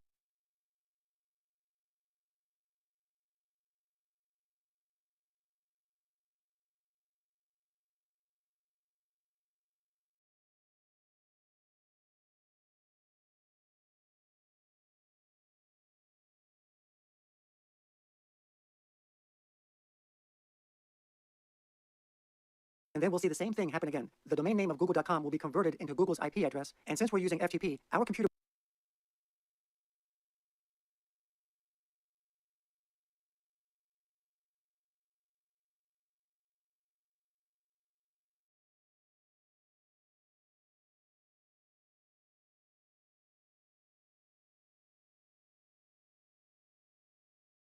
will add port 21 to the IP address. And once Google server sees the incoming request with port number 21, it'll forward that request to its built-in FTP service.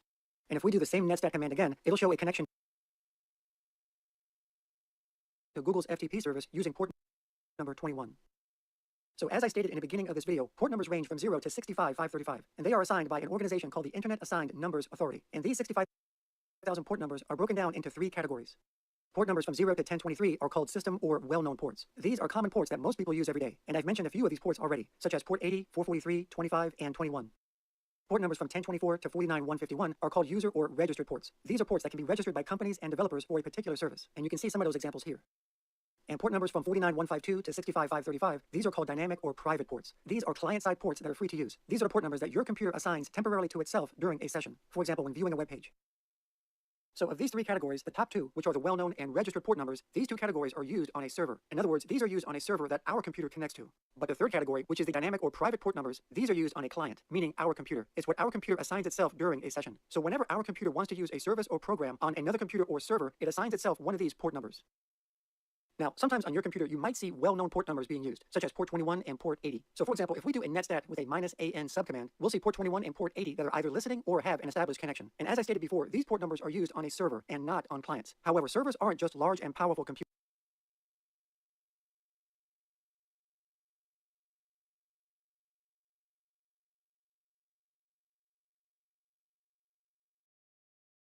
I still cannot find 80. That's crazy, bro. I don't see 80 at all. See 135. I've seen a lot of 443, but see, I cannot say that I have seen 80 that much. Computers. Your computer can also act as a server for other computers to connect to. For example, if you happen to be running an FTP service or running a website on your computer, you're going to see port 21 and port 80 that are either listening or have an established connection, because you can configure your computer to act as a server that accepts incoming connections.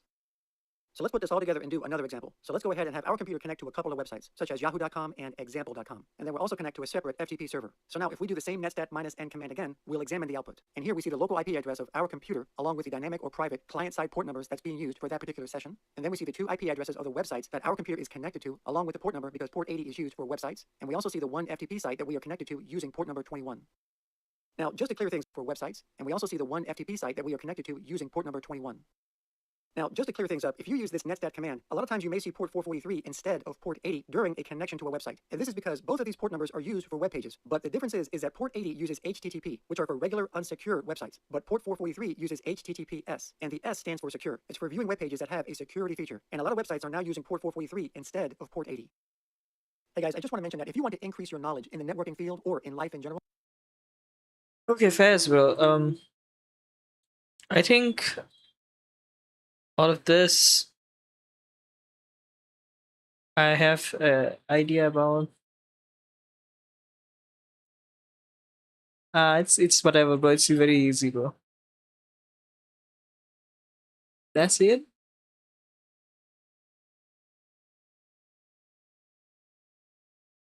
Printing.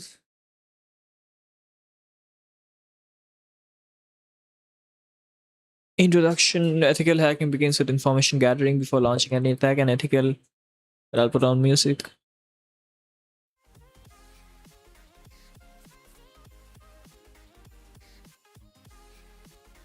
Helps identify organization details, employees' IP addresses, domains, technologies, operating systems.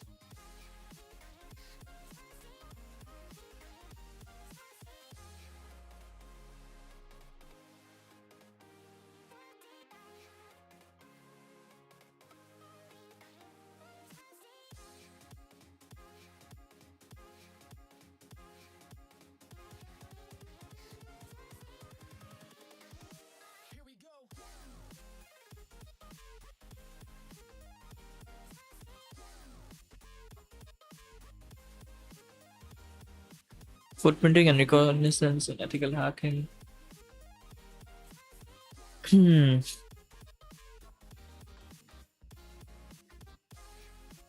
Network topology, operating systems, technology, domains, IP addresses, employees, organization details. Okay, what is footprinting exactly? Ethical hacking begins with information gathering before launching any attack. An ethical hacker collects as much information as about the as possible about the target. Oh, it's a singular step. It's not footprinting different and reconnaissance different. It's just both called footprinting and reconnaissance.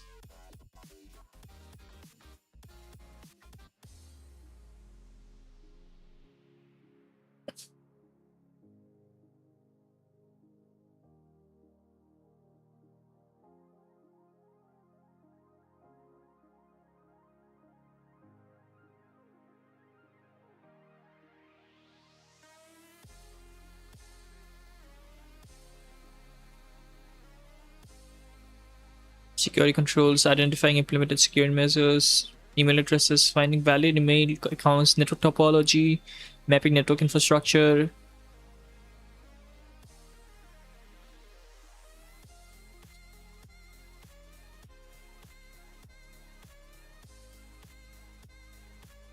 Collects overall information, reconnaissance collects specifics, technical information.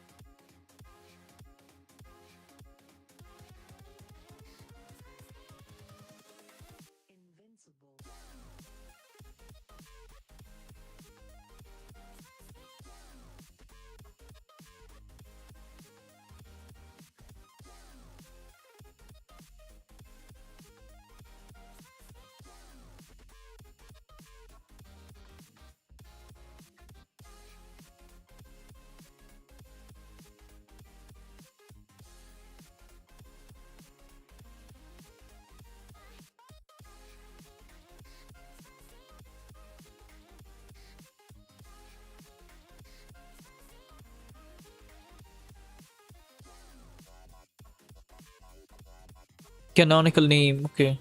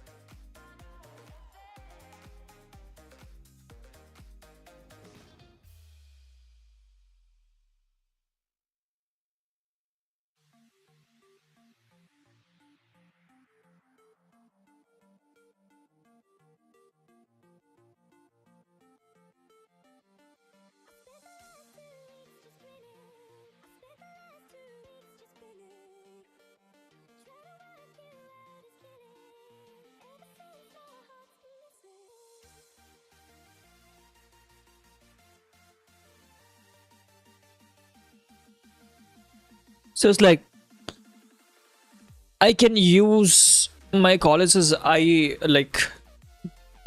to like I can use my college's website to figure out all of this. Give me a check list to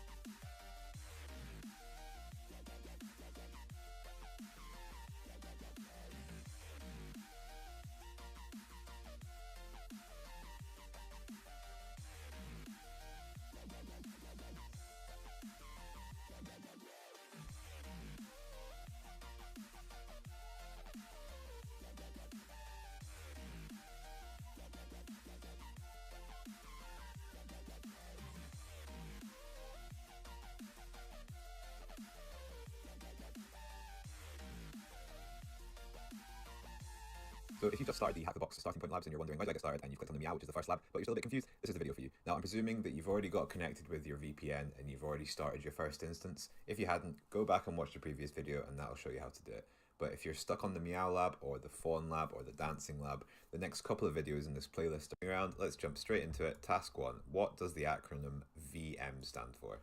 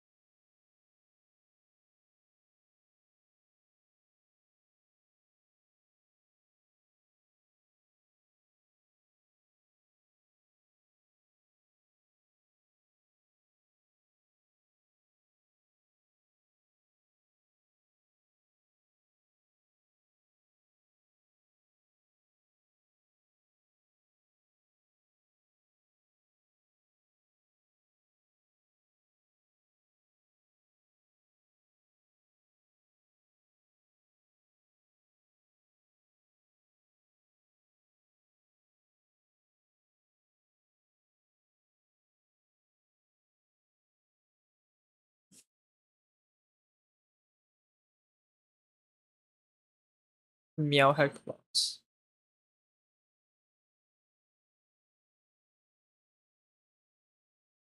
Can I please search, bro?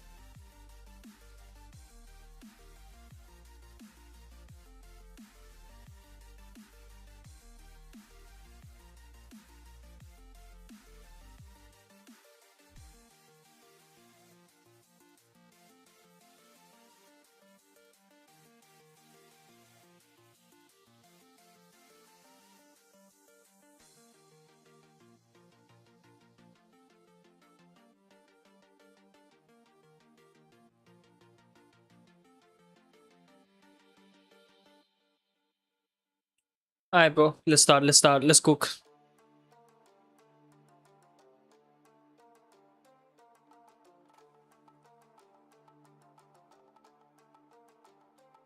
I'll do this box. Oh shit, I need to order food.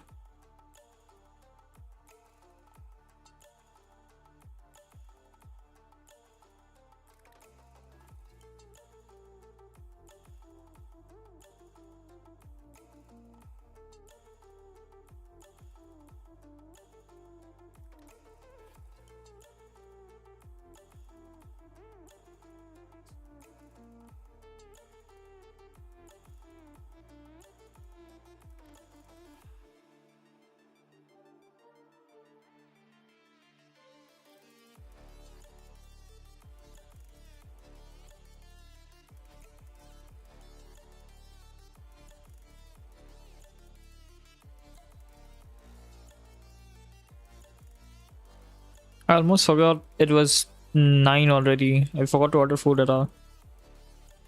Shit, bro. Alright.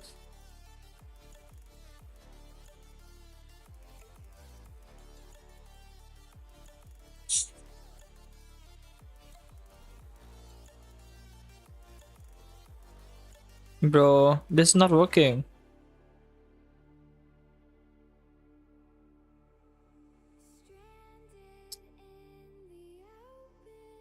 Get me, try hack me, bro. Give me,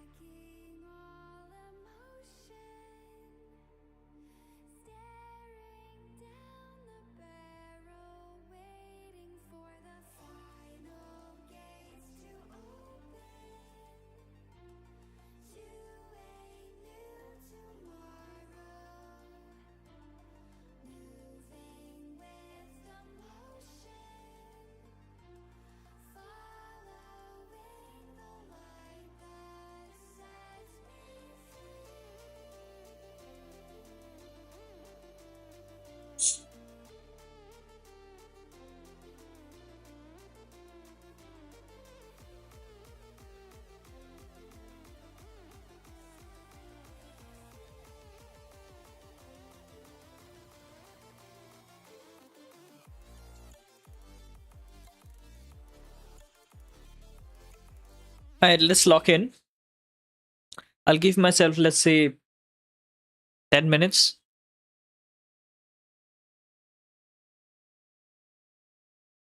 What if I told you that a single image posted online could reveal your exact location, your daily routine, and even the networks you connect to?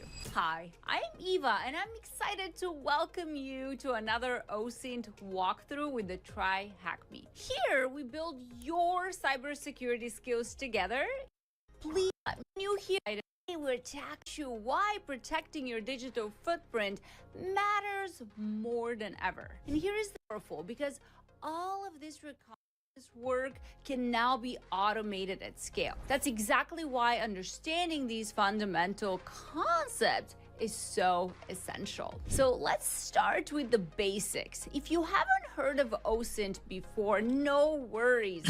We are here to learn together. It stands for Open Source Intelligence. It's the practice of collecting and analyzing information that's publicly available. We are talking about social media posts, public databases, forums and websites, and yes, even metadata hidden in photos, which is what we'll cover today. Now, here's what makes OSINT different from hacking. You're not breaking into anything. You're not bypassing security. You're simply finding information that's already out there.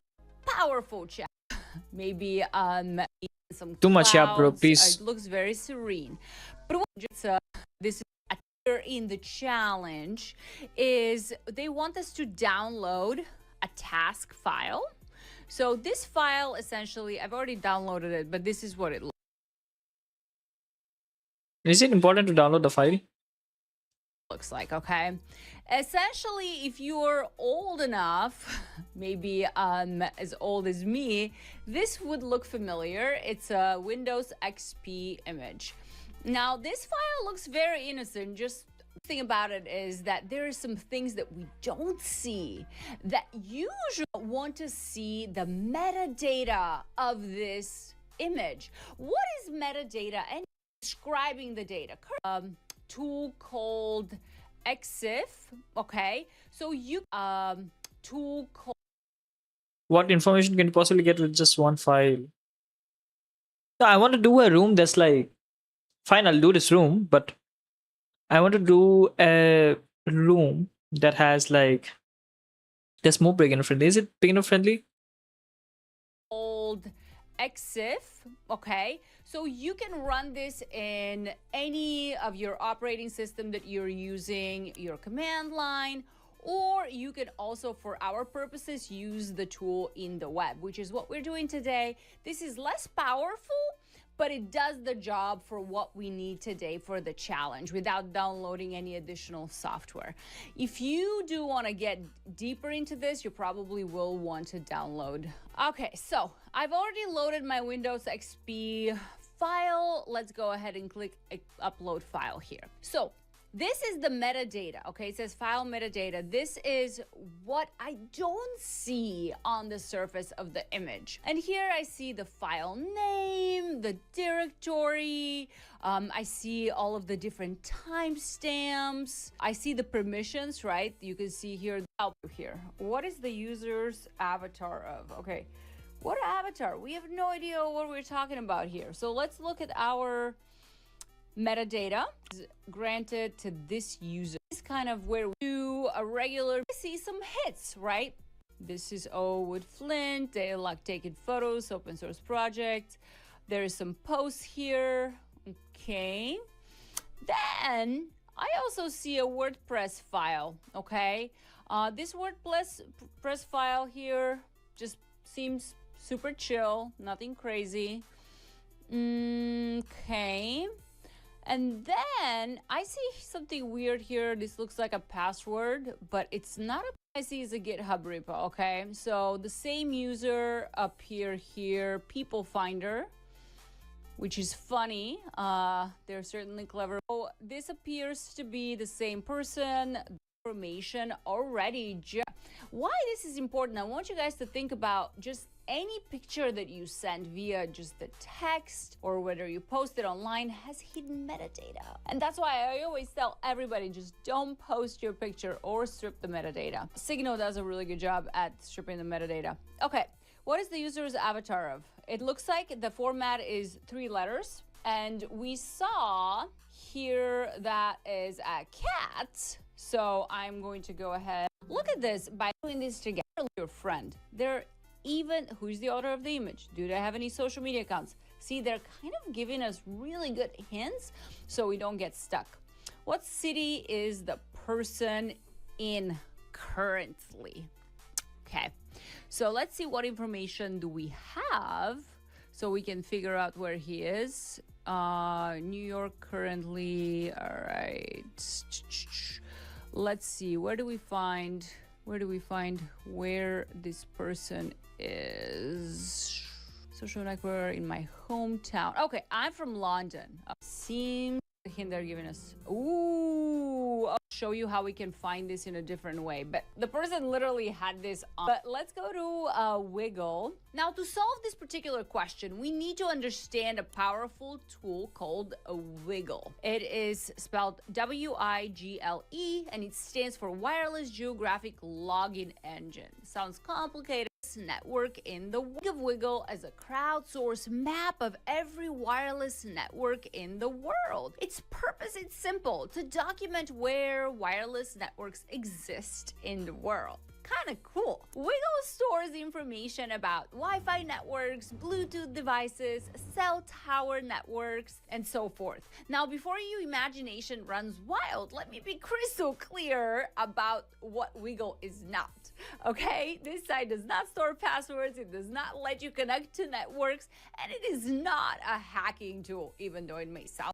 Think about are there networks with the same name Defenders are usually wondering, is our corporate Wi-Fi signal leaking outside the building? Are there rogue and unauthorized access points? It is commonly used for ward driving also, which is moving around with a device passively listening to Wi-Fi signals, noting what you hear and what OSINT is about. This is why OSINT is so cool, okay? Each individual piece of information may seem very innocent, but when we pull them together, it's like solving a puzzle. Then the picture starts becoming clear. So here, this person has posted their my house, I can get free Wi-Fi, all right? And so they have posted their broadcast SSID, which is a unique identifier of that particular access point. Now, what we need, what the question is asking is, what is the SSID of the WAP he connected to? So the SSID is kind of like, you know, the name that you assign to an access point. So this could be home Wi-Fi or whatever it is that, you know, you could be like Netgear or Eva_Wi-Fi_home. These can be literally anything. They're not unique, but what is unique is the broadcast SSID. And so I have loaded it up here. Basically, it's the same thing. We grabbed it from Twitter, and then we're gonna hit filter, and there we go, updating. See, right here, we've got it. So let's zoom in. We could have also found this out from here, where he lives. I found it easily from his GitHub because it was just obvious, but this is London. Like I just want to zoom back out and just show you, right? He's in London. We saw that right here. And so if we zoom in, this is where it gets scary, okay? Like I see Charles 2nd Street. I mean, like I see the exact location, and I also see the exact SSID that was shown here, which is Unilever Wi-Fi, okay? So Unilever Wi-Fi, Perfect, I did. I typed it correctly. So what is this person's email address? I'm pretty sure I saw email address somewhere, and yes, lo and behold, they're at. What site did you find the email address? GitHub. Well, about the sound created here, his website. If the website is not available, look for it on the Wayback Machine. I think the last challenge, actually, I showed you the Wayback Machine, I'm pretty sure. But today, there's his website. They are the person, Wood Flint, was in New York. So I am pretty sure that is the answer here. Obviously, this information, Instagram that you're going for, where target. Here, I saw something weird earlier, right? When we look at the WordPress result on the Bing results, I see a weird, this looks like a password, right? And it seems like it's just on the website, I don't see, but when I go on the website, I don't see it, right? So isn't that weird? So see, it appears to be clear text just showing up in the site. So here's what we do. We're gonna go view page source. This is going to show us the source code of the websites behind the scene. And because I wanna see like that particular, I could either search, I wanna see what comes after this. It seems like there is something, but I'm not seeing it with my naked eye. So we can scroll down or we can search for it. Let's see, I'm just gonna see if I can manually find it. Okay, let's just not waste our time. I will just search for it. Okay. Control F, photos, right? Okay. There we go. This is that message right here, the center of the website, right? This is what we see. And yeah, right here, see? The color is essentially like set to blend in with the background. So that's why we can see it with our naked eyes. So let's go ahead and just paste that in here. Okay, fast. I mean, Not exactly what I was looking for, but fine.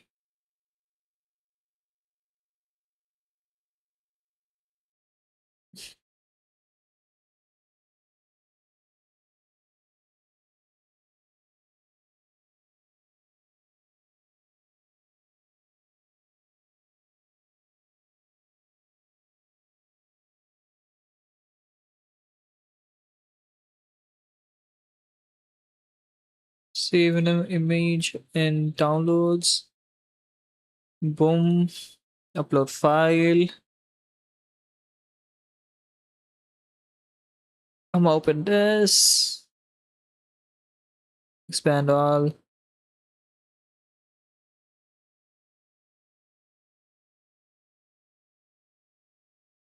Yep.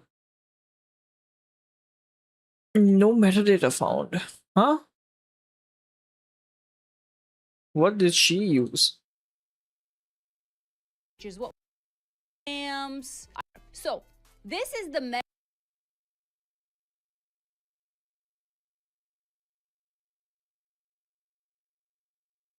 Finally.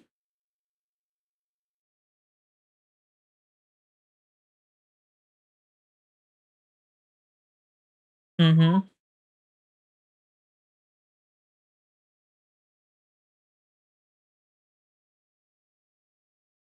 Name. Boom. Boom.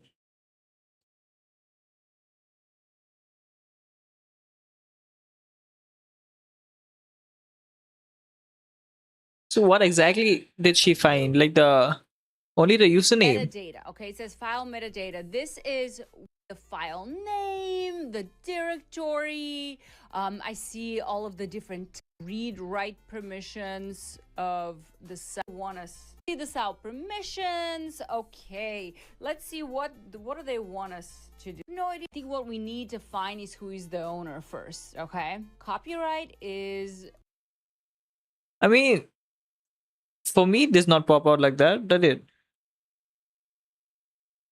Name, size, all this different bullshit.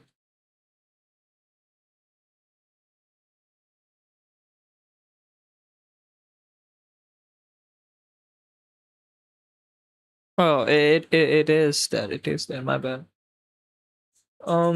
I found a person's name, which is something, right?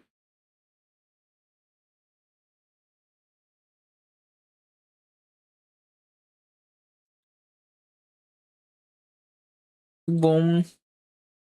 Okay. It's a cat. Nice.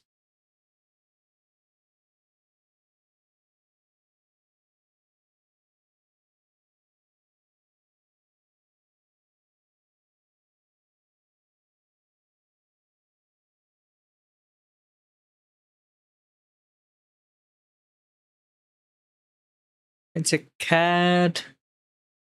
Then what else do I have? So I think this is where it ends. We just find out who it belongs to by copyright value of Flint. Now we'll have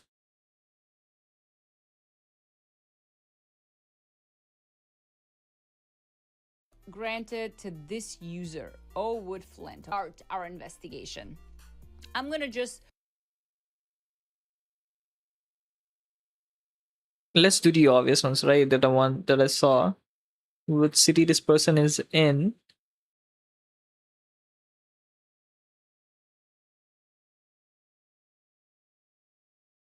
We'll just click on GitHub too.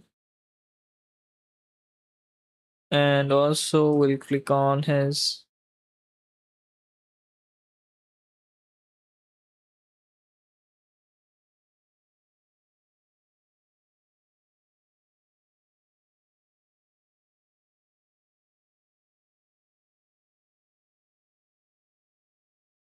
I don't think there's a WordPress. Yep, there is a WordPress. Nice. Alright, now we can say that follow me on Twitter is there. We went to his Twitter. His email is there. I think it's pretty easy. Where is his? Boom. I found it on GitHub. Boom. What city is it? We know that's London, but I do not know how. I'm from London. Yes. But can I find it through SSID? BSSID? I don't know. It's better if I do it through. What is the website's name? Attackers really could, or whatever. Building. Are there roads? It is not in the world. Kind of cool. Wiggle. Yep. Wiggle to, let's say, find out.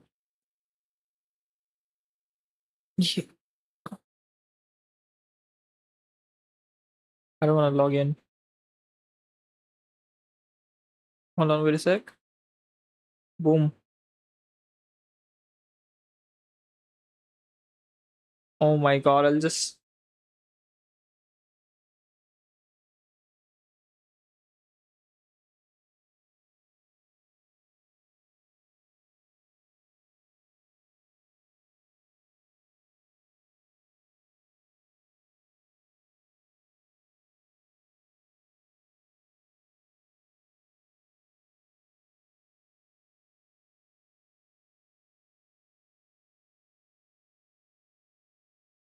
VSSS ID. Log into search. Bruh. My god.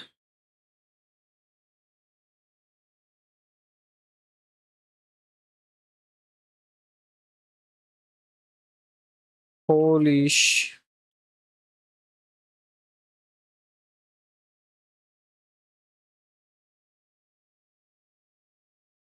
Bro, I'll switch to my second cam, bro. I don't wanna leak my information.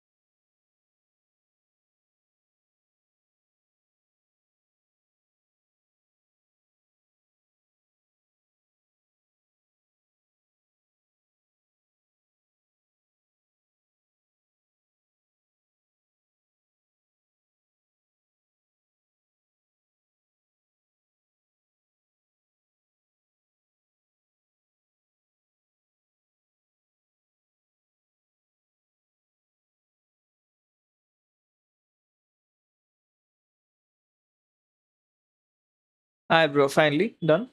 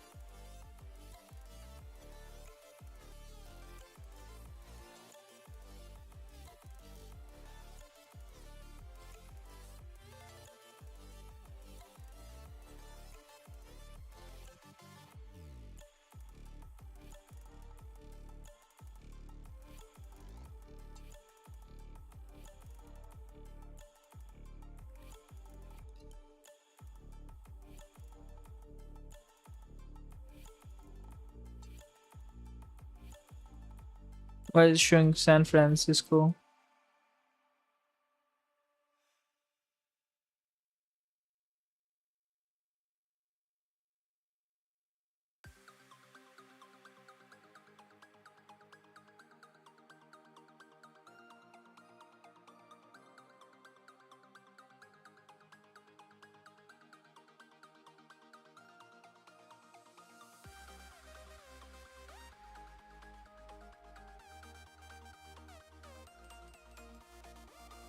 Daily limit?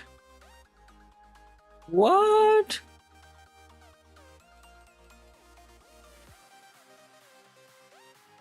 Bro, this is fucked up.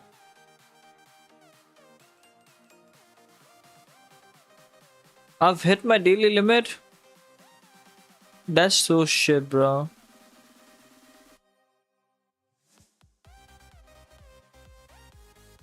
Ah.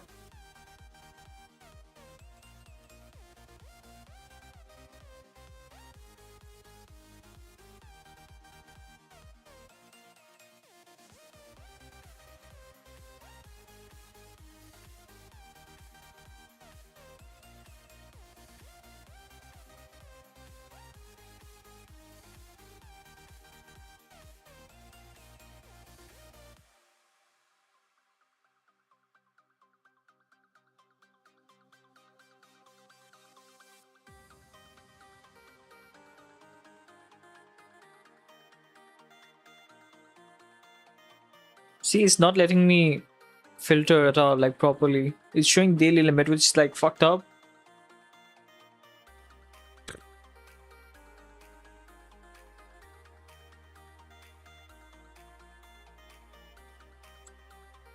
Bro, just let me do it, bro. This.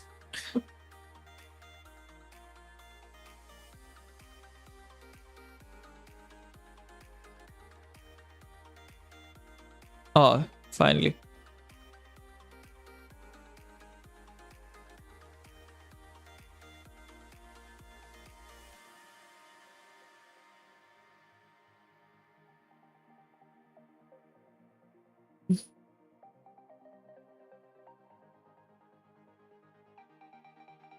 Bro, please. Gang. How can I possibly hit daily limit on it?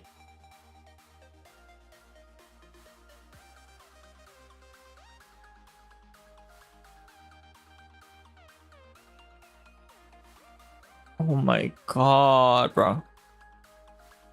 It stands for virtual. Cool. So let me be asking your always scanning for state signals and to anything is very there.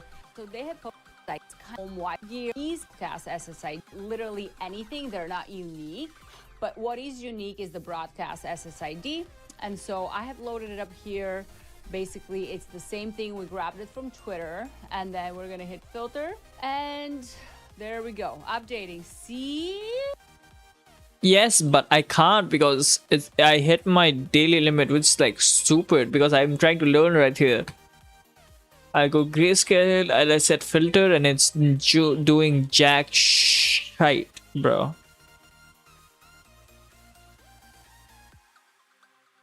Yeah, it's doing jack shit.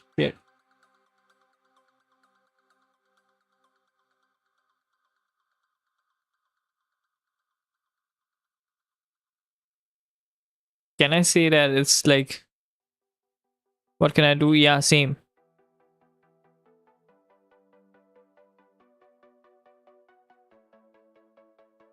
Bro, within a LARP or what for the section?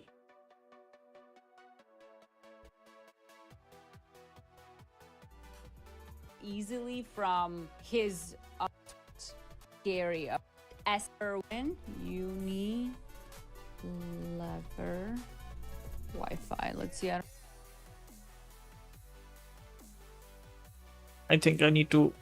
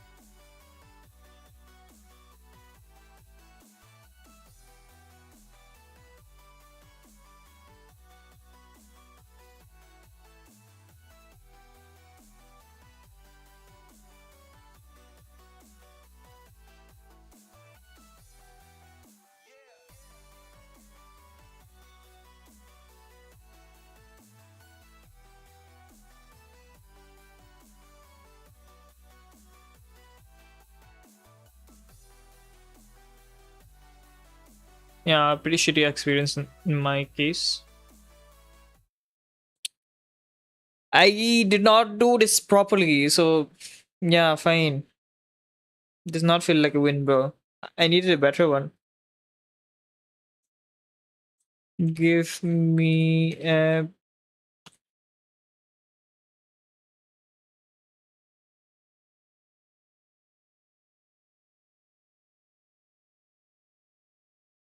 like an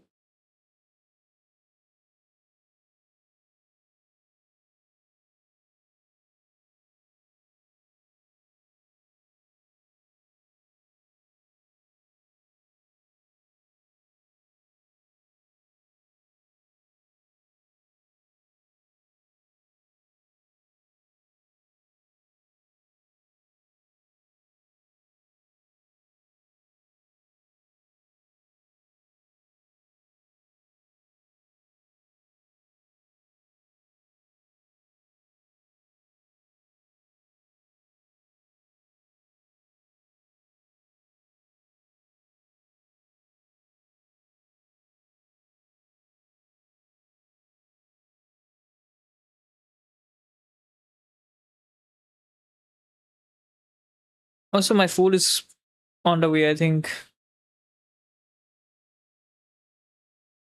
Be prepared to collect your order. Yes, I would be, but please can you give it to me first?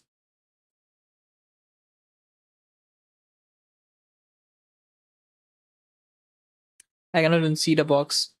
Practice challenges.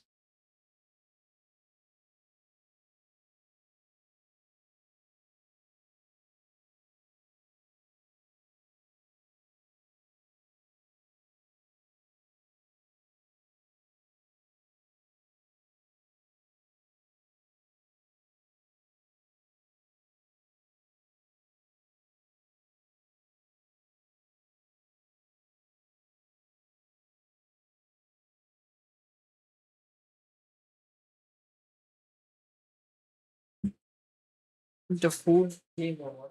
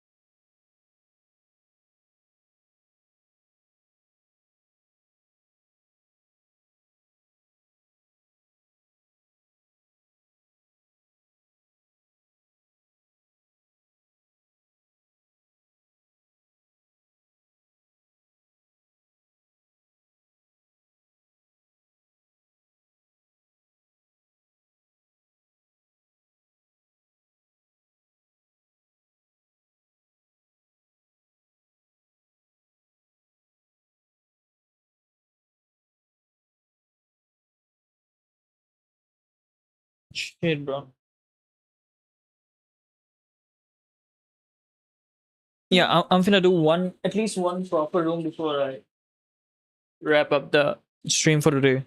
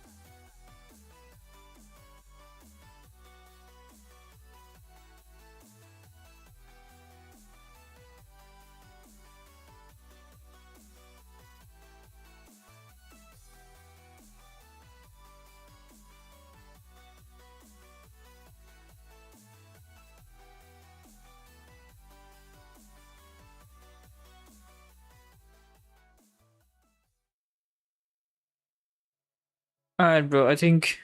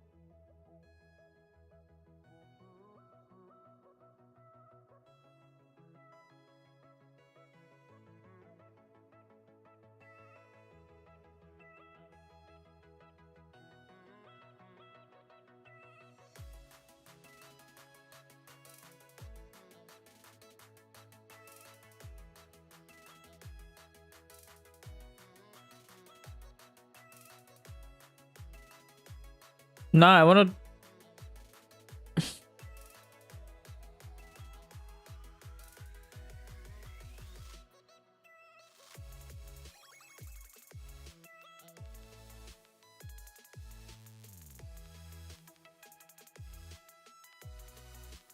Pen tester.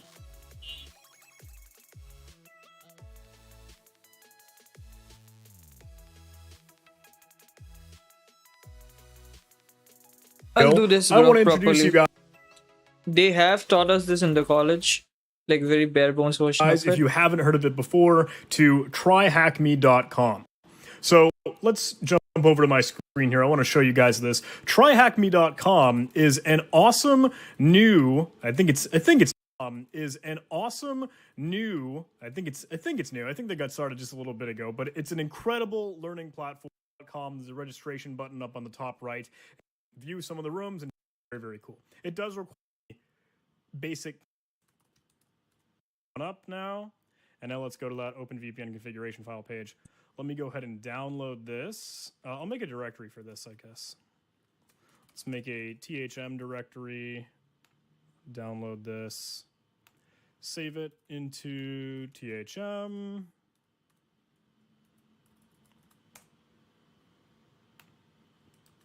All right.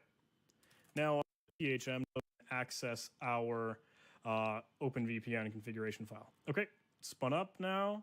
And now let's go to that OpenVPN configuration file page. Let me go ahead and download this. I'll make a directory for this, I guess. Let's make a THM directory, download this, save it into THM.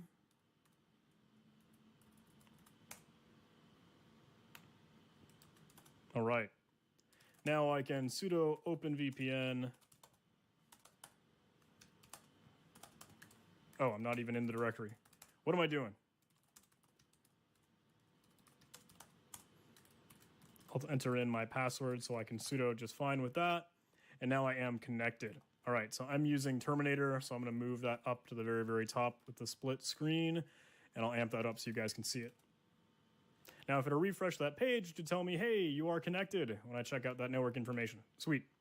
Let's go back to my rooms now, because basic pen testing is a room that I am in, and I can access it with just that.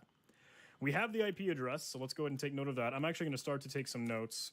What I like to do here is just start a README for each of these that I work through. Let's call this basic pen testing. Start with scanning. Okay. Can I even ping the machine? Seemingly no. Does it still need a little bit more time?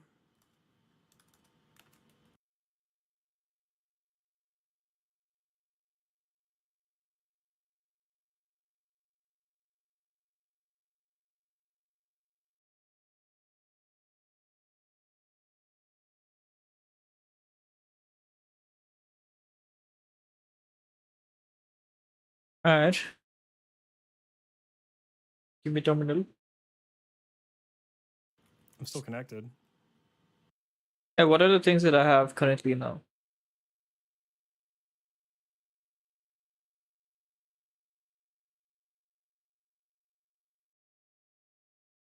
Okay, I have. Wait a sec, bro. Please. Oh my god, I know, gang. I know. Let me. Attacker machine, lab machine.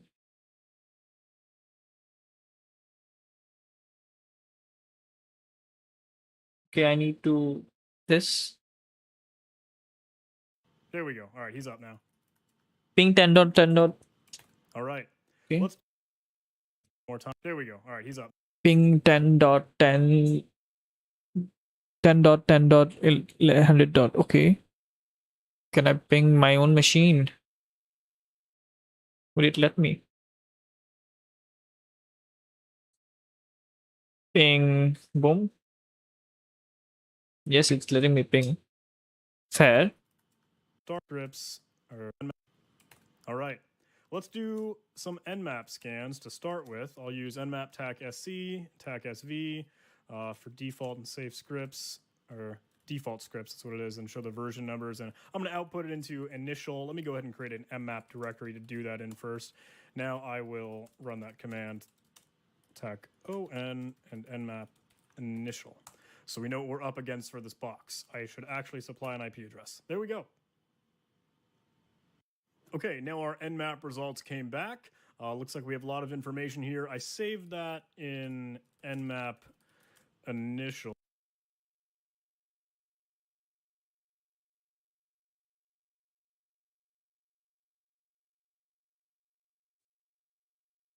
Fuck it, bro. I'm gonna just tag sv tag on sign because an argument. Can I just do it here? Yeah, first. So we know what we're up against for this box. I should actually supply an IP address. There we go. Okay, now our nmap results came address. There we go.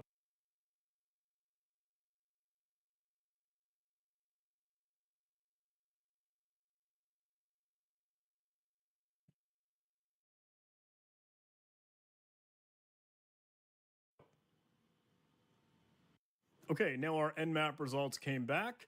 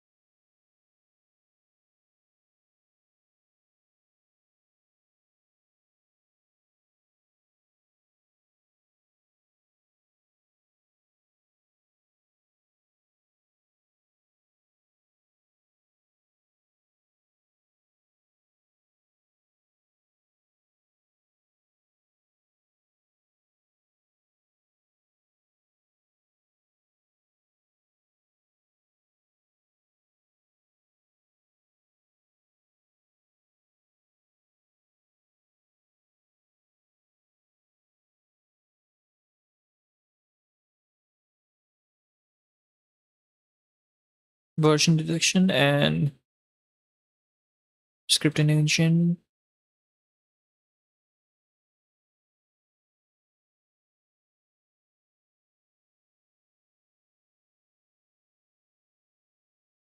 Okay, fine, fair. So what we have here is, Looks like we have wait a sec. So I can use my own Kali Linux, like Ubuntu, whatever the fuck is, running on the side also to like do my own shit, huh? That's completely broken. Then I'ma set it up. I'ma set it up. Yep. I'ma set it a up. lot of information here. I saved that in nmap initial. So let me go ahead and open that up and we'll see what we're working with here. We have port 22 open, so SSH. We could connect to it. Fast. So what are the things that I have here right now? I can see probably here. I pinged here. Okay. Yeah. Number one, I have TCP OpenSSH at 22 port. Ubuntu. Nice. Then port 80 was open port HTTP. Nice. 139 is a TCP net something something. Then 445 is open. 8009 is open. This Apache server.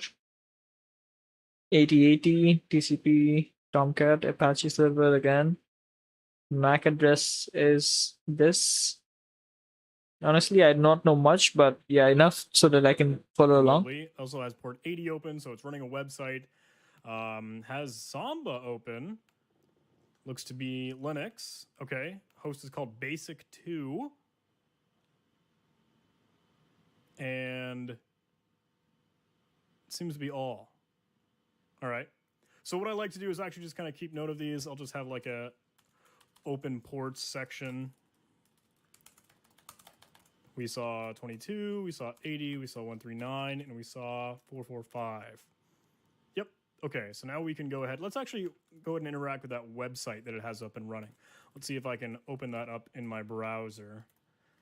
I'll create a new tab and I'll jump in there. Okay, so now we can go ahead. Let's actually 9 and we saw 445. Yep. Okay, so now we can go ahead. Let's actually back with that website that it has up and running. Let's see if I can. Port 80 has a website, right? HTTP is hosting a website. Open that up in my browser.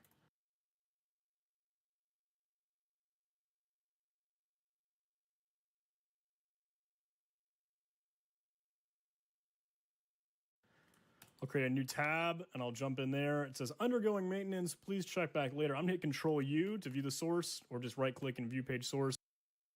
Oh fuck! I need to connect here. Firefox. It says check our dev note section if you want to know what to work on. Our dev.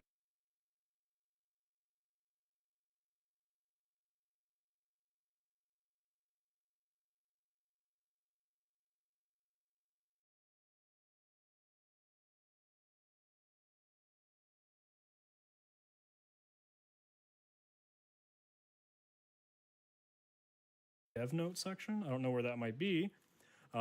We could try to go to like /dev or something. Okay, that's not right. Oh, it does tell us this is an Apache server running Ubuntu, running on Ubuntu. So because we don't know what other paths might be in there, let's go ahead and run a tool that could actually try and brute force these locations. I like to use dirbuster. I've also recently just started to use gobuster, so let me do that. I'm going to use gobuster, and it tells me, hey, we need a word list and we need a domain name to actually work with. So I'm going to use gobuster with the same word list that I would give to dirbuster. I'm going to use gobuster with a word list that I would use for dirbuster. Directory list 2.3 medium, and the URL should be, it's that 10.10.10.180, 10.10.100. There we go. Okay, 10.180, 10.10. Okay, how do I do gobuster? That's crazy. Terminal. Oh fuck! I'm not sure I have a secondary machine that I can do all of this shit for. Oh, that's crazy. Alright, where's terminal for this?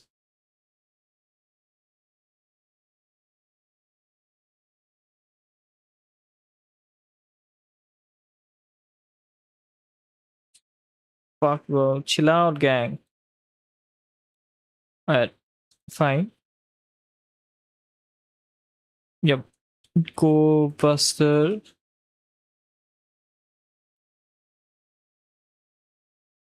Wordless is going to be something this.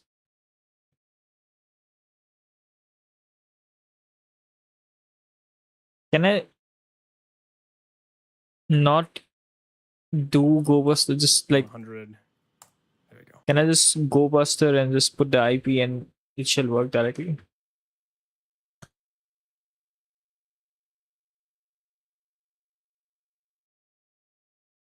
Go Buster and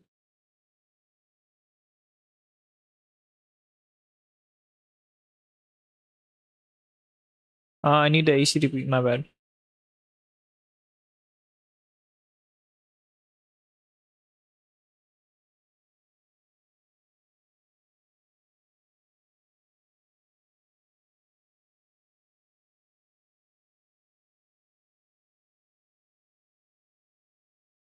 Wait, what?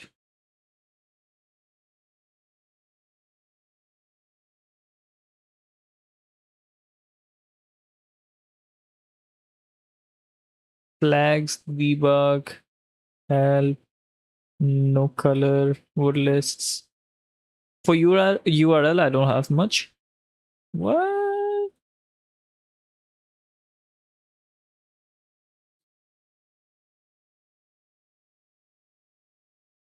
Undergoing maintenance.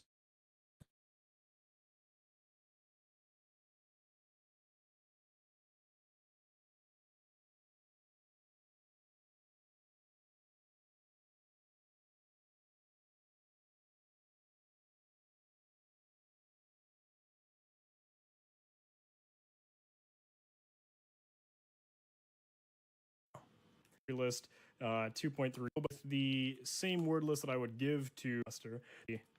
It's 2.3 180. Run and 100. Medium text. Ah.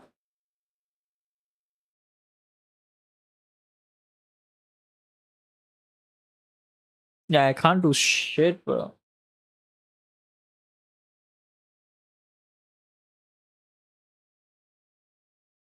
Go Buster. Fine, I'ma just LARP. I'ma just LARP and copy whatever he's is doing. I don't think it'll work properly, but let's see if it does.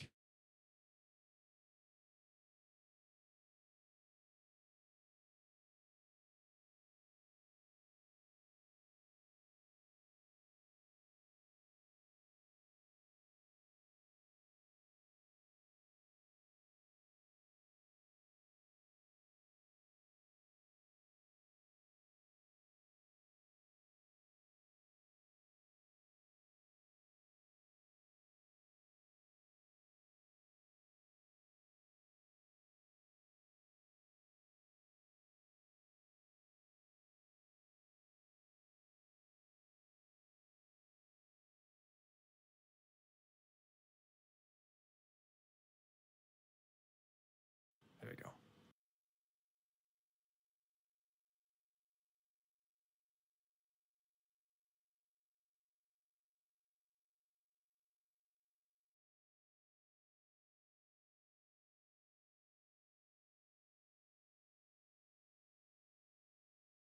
Um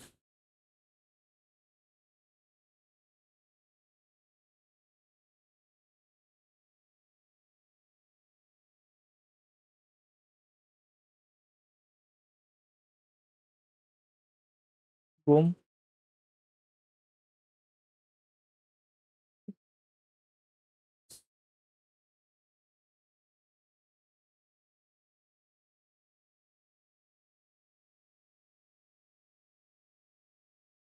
Wow, it's laggy as shit. That's why I need my own VPN. Like on my own this thing.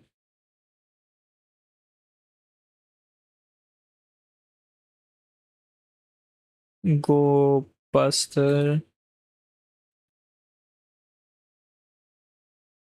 3.6.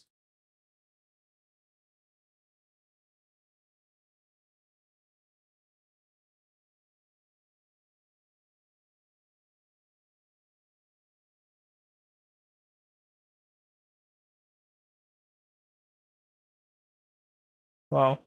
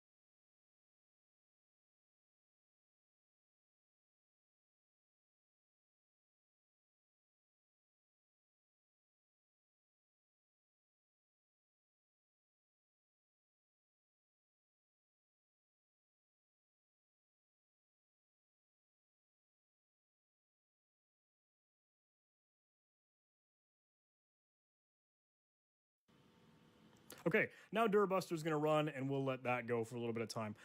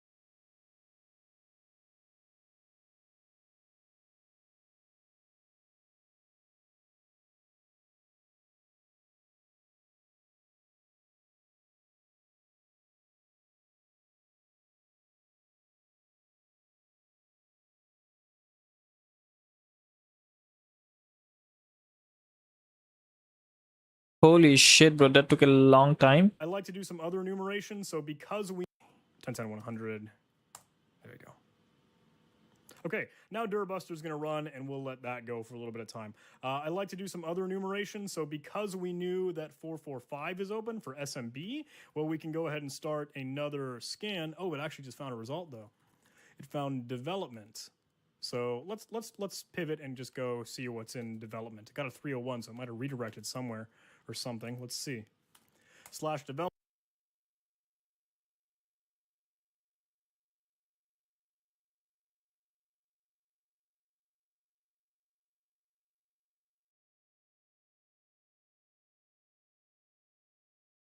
development. Ooh, we have some directory listings here. Now we can see these text files, dev.txt and j.txt.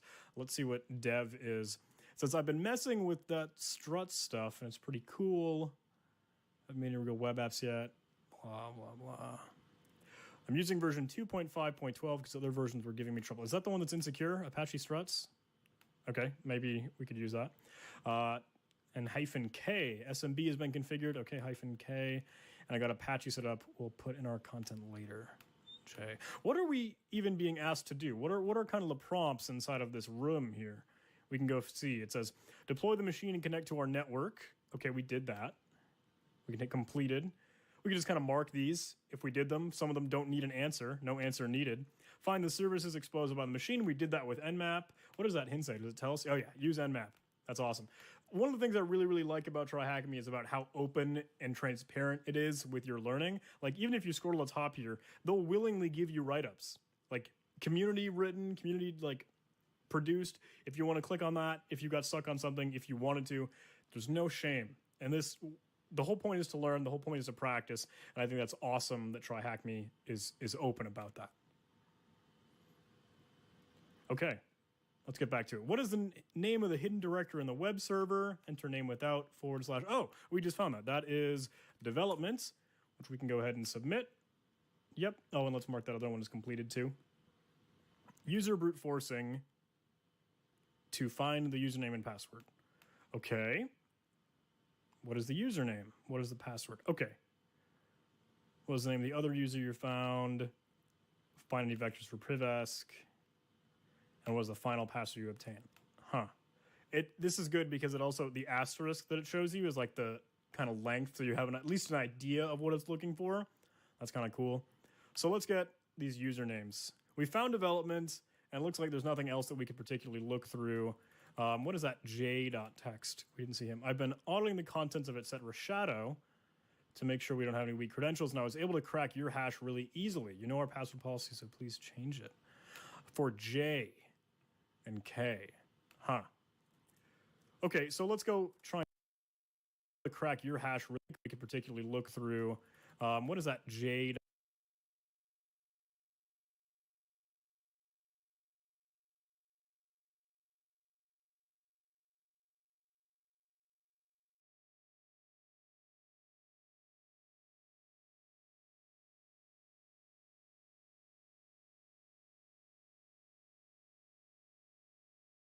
Text. We didn't see him. I've been auditing the contents of it set shadow to make sure we don't have any weak credentials, and I was able to crack your hash really easily. You know our password policy, so please change it. For J and K. Huh. Okay, so let's go try and figure out what those users might be. We know we have other ports we can enumerate and access. We could just brute force random stuff on SSH, but that wouldn't help us much. Let's try and jump into the SMB or see what we can access with that. When I do that, I like to use enum for Linux. That should already be in your path if you're working in Kali. I like to just go ahead and use it from my op directory because I'm on Ubuntu here. And I'm just going to grab the IP address again, 10.10.10.100. I don't want the HTTP nonsense in there. I use TAC-A to do everything in enum, and I go ahead and pipe that to T, so I get an enum for Linux log file, and I can save my results. We'll go ahead and let that run. Okay, now our enum for Linux scan had finished. I'm going to go ahead and open up that log file that I saved it to, because the output from enum for Linux is kind of hard to look at through the command line there. There's a lot of noise and nonsense. So some of the stuff we already kind of tracked down. It's running Samba. We know the basic2 host name. Let's keep scrolling through this. Some shares we could access. IPC. Looks like, again, that's private. Anonymous. I don't know about that one. We could check that out if we wanted to. See what other users it might have tracked down. Nobody. Okay. We'd expect that. A lot of these. Some kind of groups. Oh, and there we go. Enumerating users using that specific SID. And we found a Linux user K and a Linux user Jan. Nice. Okay, so that would help answer some of those questions that Try Hack Me had for us. If we go back to that page, let's say, what is that yet? What service do you use to access the server? Alright, bro, this is getting like too That's got to niche, be bro. SSH then. Access the server. Enter an abbreviation in all caps. So SSH. It needed only 3 things. Okay, that's the correct answer. Oh, and we could probably don't A and a Linux user Jan. No, that if we wanted to. No, for Linux log file, and I can save my file that I saved it to the Samba. Again, that's a Linux user K and a username. So we can other user you found. That's the server. That's the that command P to specify a password, specify the protocol and what we want to connect to. So it's 10, 10. I got it. All right. Now we will let Hydra go beat this machine up. If you don't know, Hydra is a password guesser, or it'll brute force passwords by trying to connect to a service with given credentials. So you could specify a user file or a list of usernames that you would want to try and a password file, just as we did there. If you use a capital L, that allows you to, as an argument or a parameter, specify a user file or just a username with a lowercase rendition of it. Same thing with password. If you want to use a lowercase p, you could use a one static password and it could loop through a list of usernames or one specific username, etc. And then the protocol that you're going to connect to, SSH or FTP. And I think it has support for some others. I think it can even do like web stuff. You can do like a form post, etc. Really cool things with Hydra. But that is what we can use to try and run through RockU. I just remembered I need to order myself some date pickles, bro.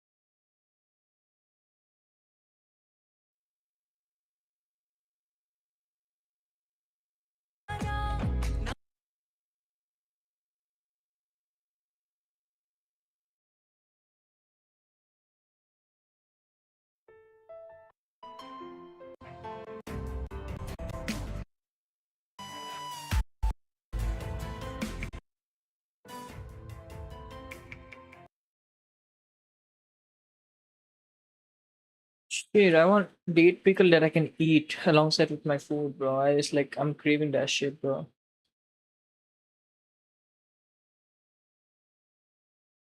Wait, can I order it now? Is it on Zepto?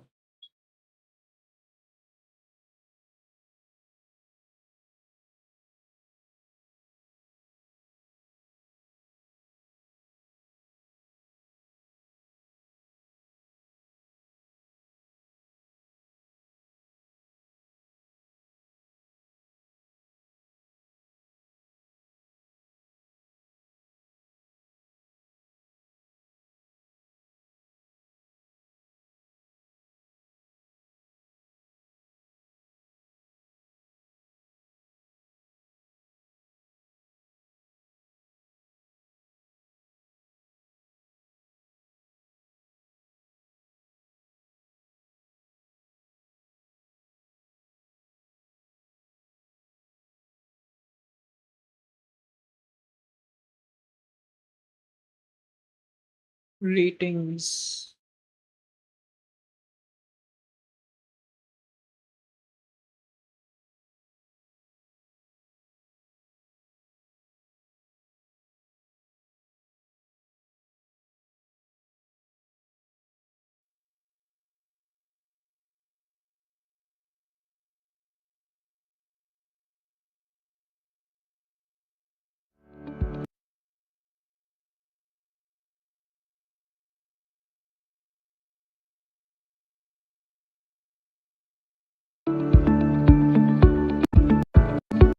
Can I see the inside of it, gang? Bro, I need to eat some. I need some date pickles, bro. Holy shit.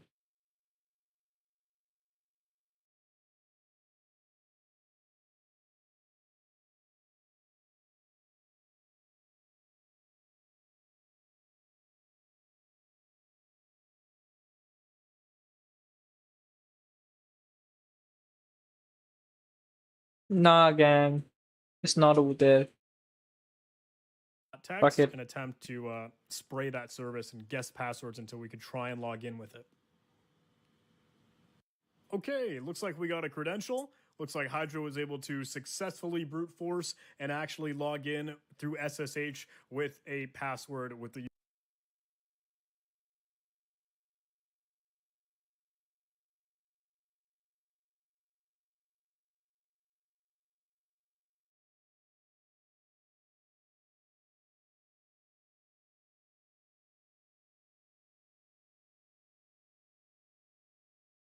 username Jan. So it looks like we have found that. Jan has the password Armando?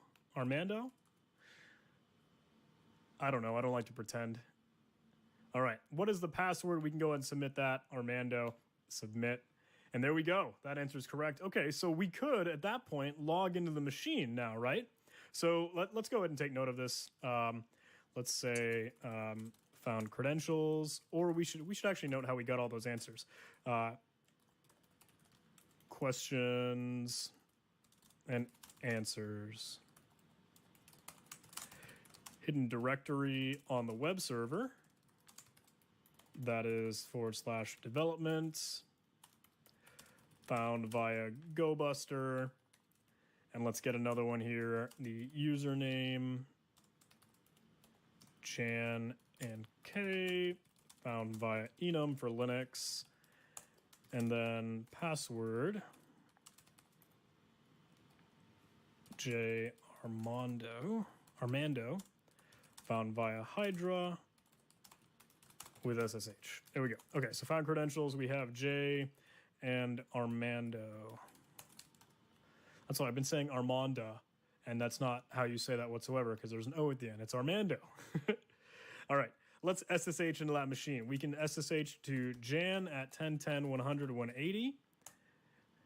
Yes, we want to do it. And Armando is the password. There we go. All right, and we are logged in to Jan2@basic. Let's stop this stupid GoBuster. We don't need to do that anymore. We're logged in, and let's see what we got. Okay, seemingly nothing in their home directory, less history. Let's check out what that is. Oh, we can't. Okay, it's owned by root. And we are not root, and only root can read and write to it. Interesting. Let's check out. Let's set password.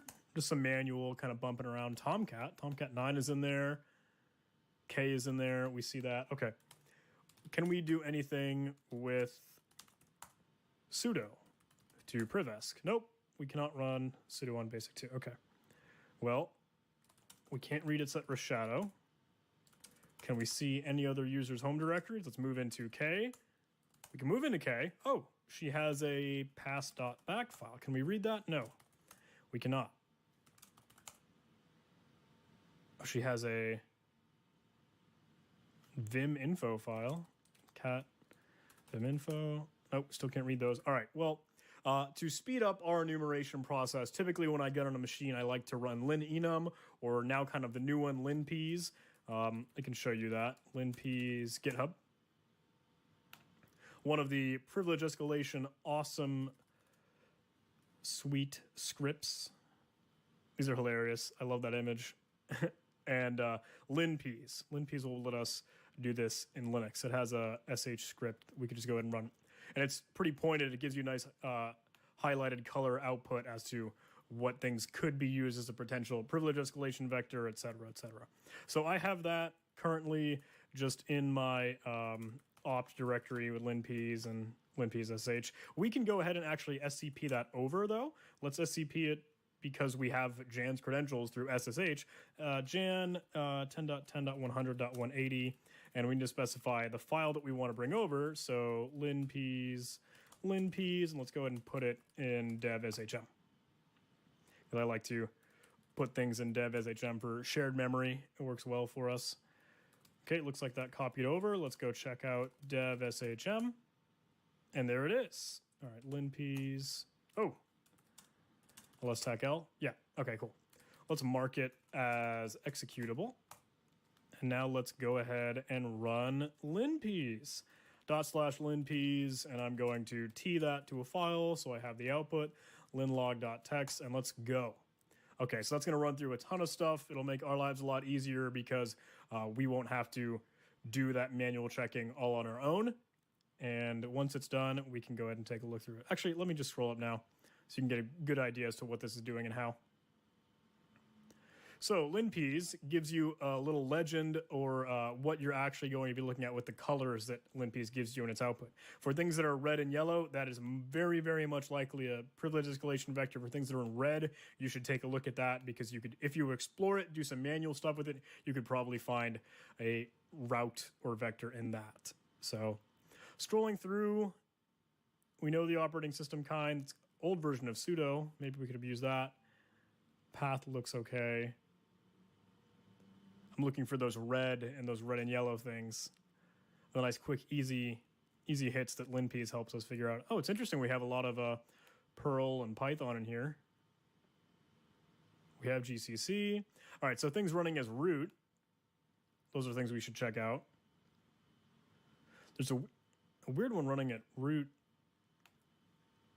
NMBD. That's kind of after Apache, which is peculiar. I wonder if there's other like local services or open ports only locally to this machine. Services. Oh, there we go. Yeah, in the active ports, you can see we only have one thing listening locally, and that's noted in red for us here. Hey, here's a local loopback address only port that we could access. 8005, we could explore that. Super users is root, obviously. Users with console, so Jan and K, which we found. All users, Jan and K and root. MySQL, blah, blah, blah, blah, blah. Nothing there. Ooh, looking for SSH files. Port 22 for SSH. Public key authentication is on. Use PAM. Ooh, and they have a private key for K. So K's SSH directory has an IDRSA file, which we could use to log in as that K user. I wonder if we could actually read that. I was just in home K, so let's take a look. LSTAC LA. We could move into SSH.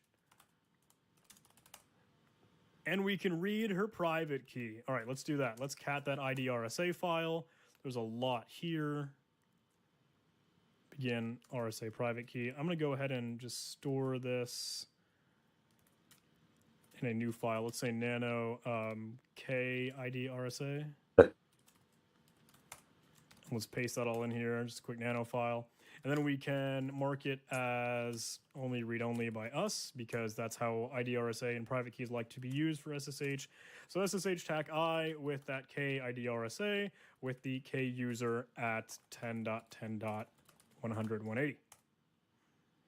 Enter passphrase for the private key. Okay. So this private key is password protected.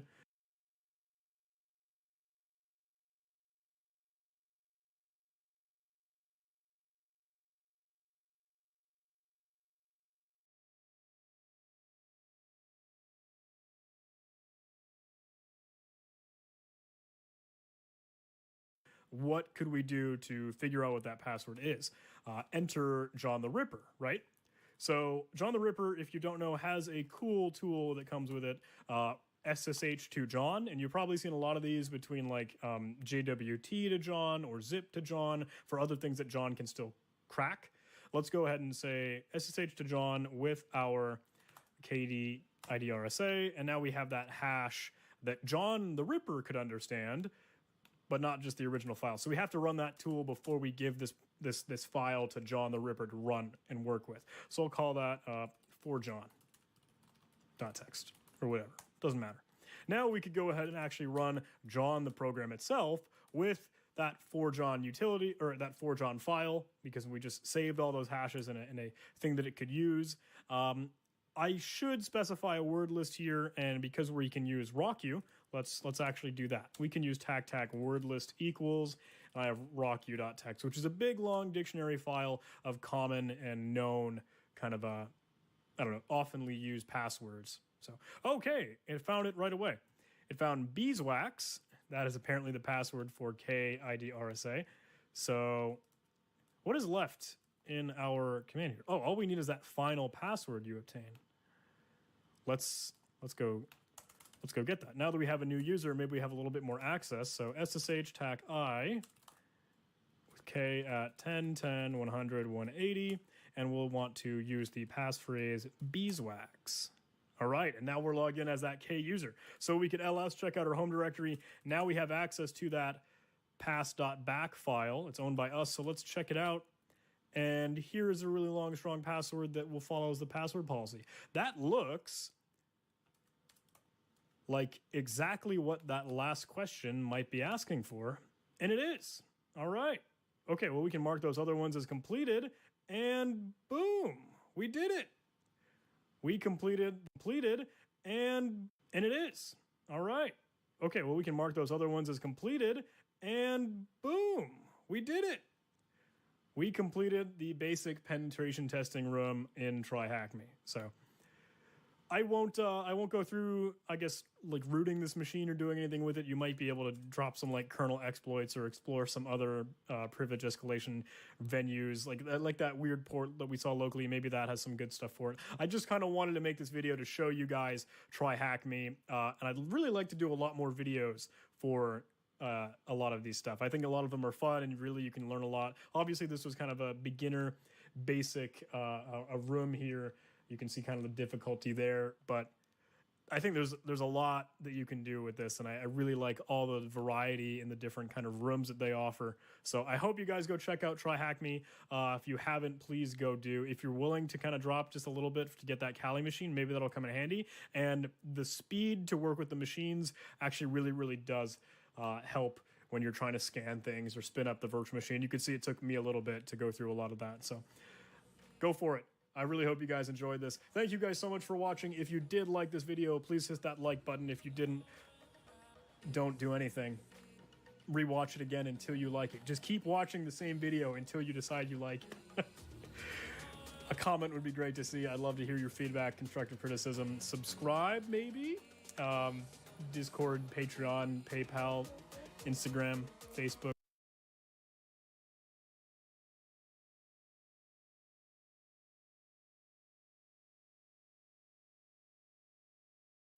I want to introduce you guys, if you haven't heard of it before, to tryhackme.com.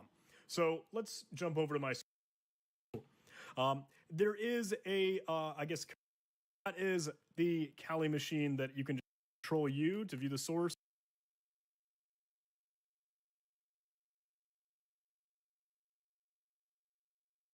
Or just right click and view page source. It says check our dev note section if you want to know what to work on. Our dev note section. Hello everyone, my name is IP address, so I'll include that in our TryHack. We only want those 3 ports, so let's go ahead and submit that. Number 3, and TryHackMe will tell me, sweet, that's the correct answer. What I'm gonna do, again, just for my note keeping, is just kind of save this and slap it into our README. Let's just say some code block here, we'll just include that.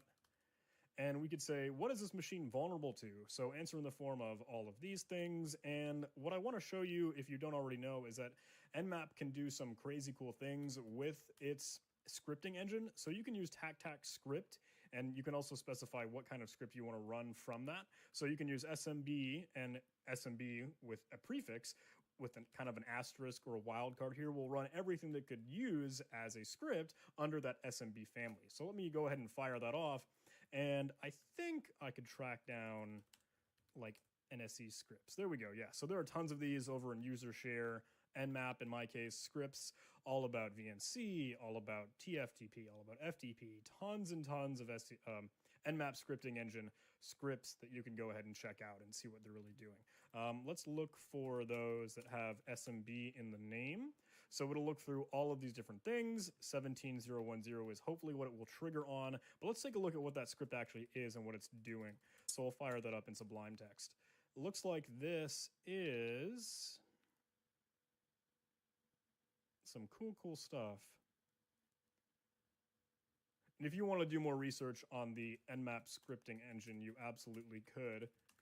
Just a quick Google search just to know what that sort of thing is, and it'll explain, hey, this is one of the coolest things that Nmap can do. What is all of it? You can obviously write your own, you can grab some others, but you'll typically want to activate it with TAC script if you want to use a specific script. And I ran a few of those with TAC SC, which is why you were able to see those results from the SMB host discovery or the SMB security mode, et cetera, in time. It didn't go for anything that might have been intrusive or might do actual vulnerability scanning. So that's why when we're looking with SMB as a prefix, we'll also scan for that SMB vuln just there. We could use that as well. We could have used S. And now we can go ahead and abuse this because we do have Metasploit with a module has our host, John's password. And that is with no H. To see backslashes if you actually end up using a backslash. Not there. And so we probably could have tracked that down if we did our own enumeration, manually looking for seeing not a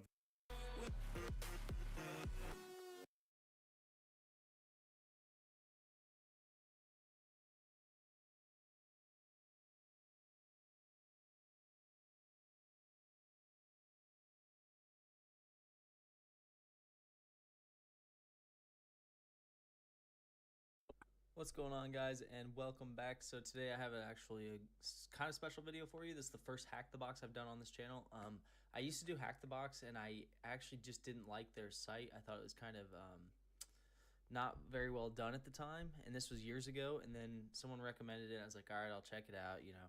And actually, it's convoluted. It makes it the user ID, you get the group ID, the groups they're in. But our last answer that way too, because that's where we are now. So now user add creates a new user, updates the default. So if we do system control, and then there's your local host, because that's what they're asking you to do, and then port 8080. So one thing a lot of people might give me crap for, because there's always those trolls on the internet that say, well, you don't know enough or whatever. Guess what, man? If I don't have to memorize this, I'm not going to, and I never will. And I think that's one thing that is misconstrued and is not talked about enough in hacking is you guys think that expert hackers just know all this stuff off the top of their head. If they haven't ran that command 500 times, they don't have it memorized. They are just looking it up. They are Googling. They are working. They are researching. And so people that say, if you don't have that memorized, you don't know enough about hacking is just wrong. If you come to me and say, hey, I need to get this file to this machine and I know I can use a simple server to do it, I'd say, okay, you've already fixed the problem, because you can just Google simple server and figure out that command, right? So you've already fixed the problem. You just need the details. Right? Print the index number of each file. So TAC I, there you go. So now they're asking us for, and most of these you can guess, right? Index number, TAC I for index. I mean, you could guess that. So now we'll go ls, and we'll say the Etsy. And we want TAC I. And it may ask us to do that first, but we'll see. Okay, so now we're going to have to do the ls TAC A. We're going to do an A because we need this one right here. We need the 2 dot, which is the parent directory, because we're doing the whole directory of the Etsy. Hopefully that makes sense. So you can see here, this is the directory we're in, which is the Etsy directory. So 14.6.868, 14, okay, that's different. Let's see what we missed. Oh, that's why. Does that? Because it's asking for this file. I did that even when I did it the first time. So it's asking for this file, the sudoers file. So we're in the Etsy directory. We LS'd it, so we listed everything in the Etsy directory. And now these are the index numbers. So now we're looking for the sudoers file. Sudoers 147.627. 147. I know this is a long. Okay. So now, exactly what it sounds like. Make directory. It's going to make you a directory. So what they did here is they touched info.txt, which means they made a file with nothing in it called info.txt. They made a directory called storage, and then they went ahead here and in the storage, you notice they put the TAC P to add parent directories. So they made this whole path here. They put make dir, TAC P, so they made storage, local, user, documents, that whole thing's in there, okay? They made all those directories at once rather than just making it one can see user info. All right, so now the directory, they put it in the same directory. Here, the year, and I stopped up here. Then it is back or cute. Now, Yeah, fuck, I'm done with eating for now. No, so I think I'll wrap it up very quickly because I'm getting kind of bored. This shit getting kind of repetitive. It's been like 4 hours of stream, like almost. Have you tried AlgoWars? AlgoWars is a platform where people can learn by competition 1v1. Nope, not yet, but I wish to in the future.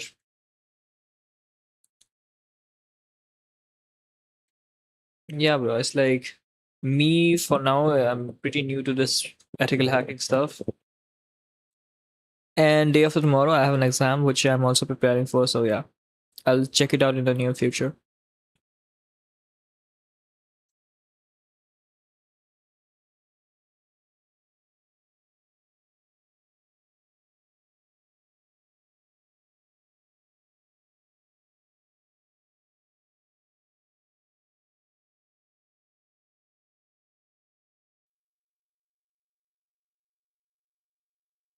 Minutes of my stream because of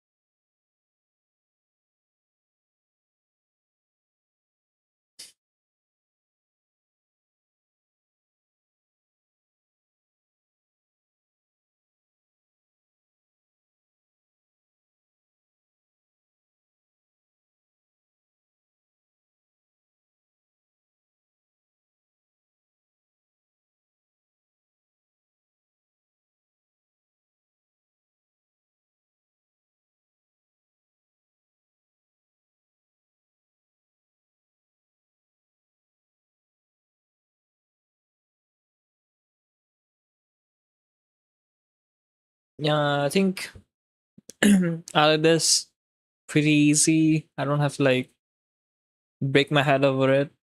Yeah, it's gonna be an easy exam tomorrow. I just study in the morning, study in the evening, revise in the morning. Boom, done. What I'm most importantly, what I'm worried about is like kind of the other subjects. Shit, where is it? Couldn't even download the PPTs properly, bro. I'm stupid.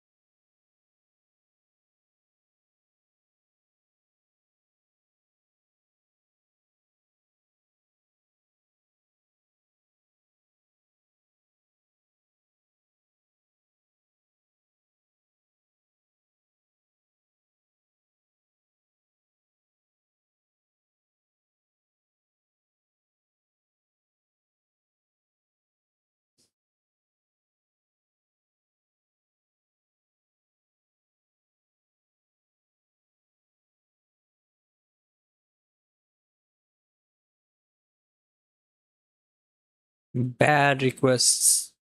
Bro, can I just please like access the PPT, bro? Holy shit, bro.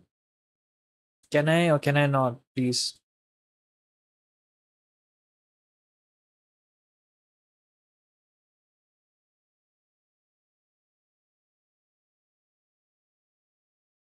Can I please have this?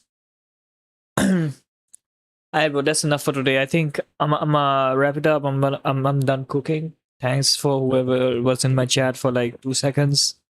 Unfortunately, I couldn't like talk really much. I was in the middle of it. As I was eating, I got distracted a few times. But at least I could say that I got to learn a lot about cybersec. Did a few rooms. I'm happy with the things that I achieved today. So let's see if I can do the same things tomorrow as well. So if you liked the stream and would like more in the future, please like and subscribe. It's me just getting comfortable in front of the camera. So I would be more focusing on making proper edited videos instead of live streaming. Live streaming, I don't think for now it will work out for me that much unless and until I'm like I have a growing member of community that I can talk around with. That's not really work out for me whenever I'm just sitting in front of a screen and like I tend to lose focus pretty quick. So yeah, until then I will put out some good videos, get a following. Then yeah, I'll be more focusing on live stream then. But today, yeah, good day. Happy to learn more. And I think that's about it. Thank you guys for coming in to my stream today. GG's.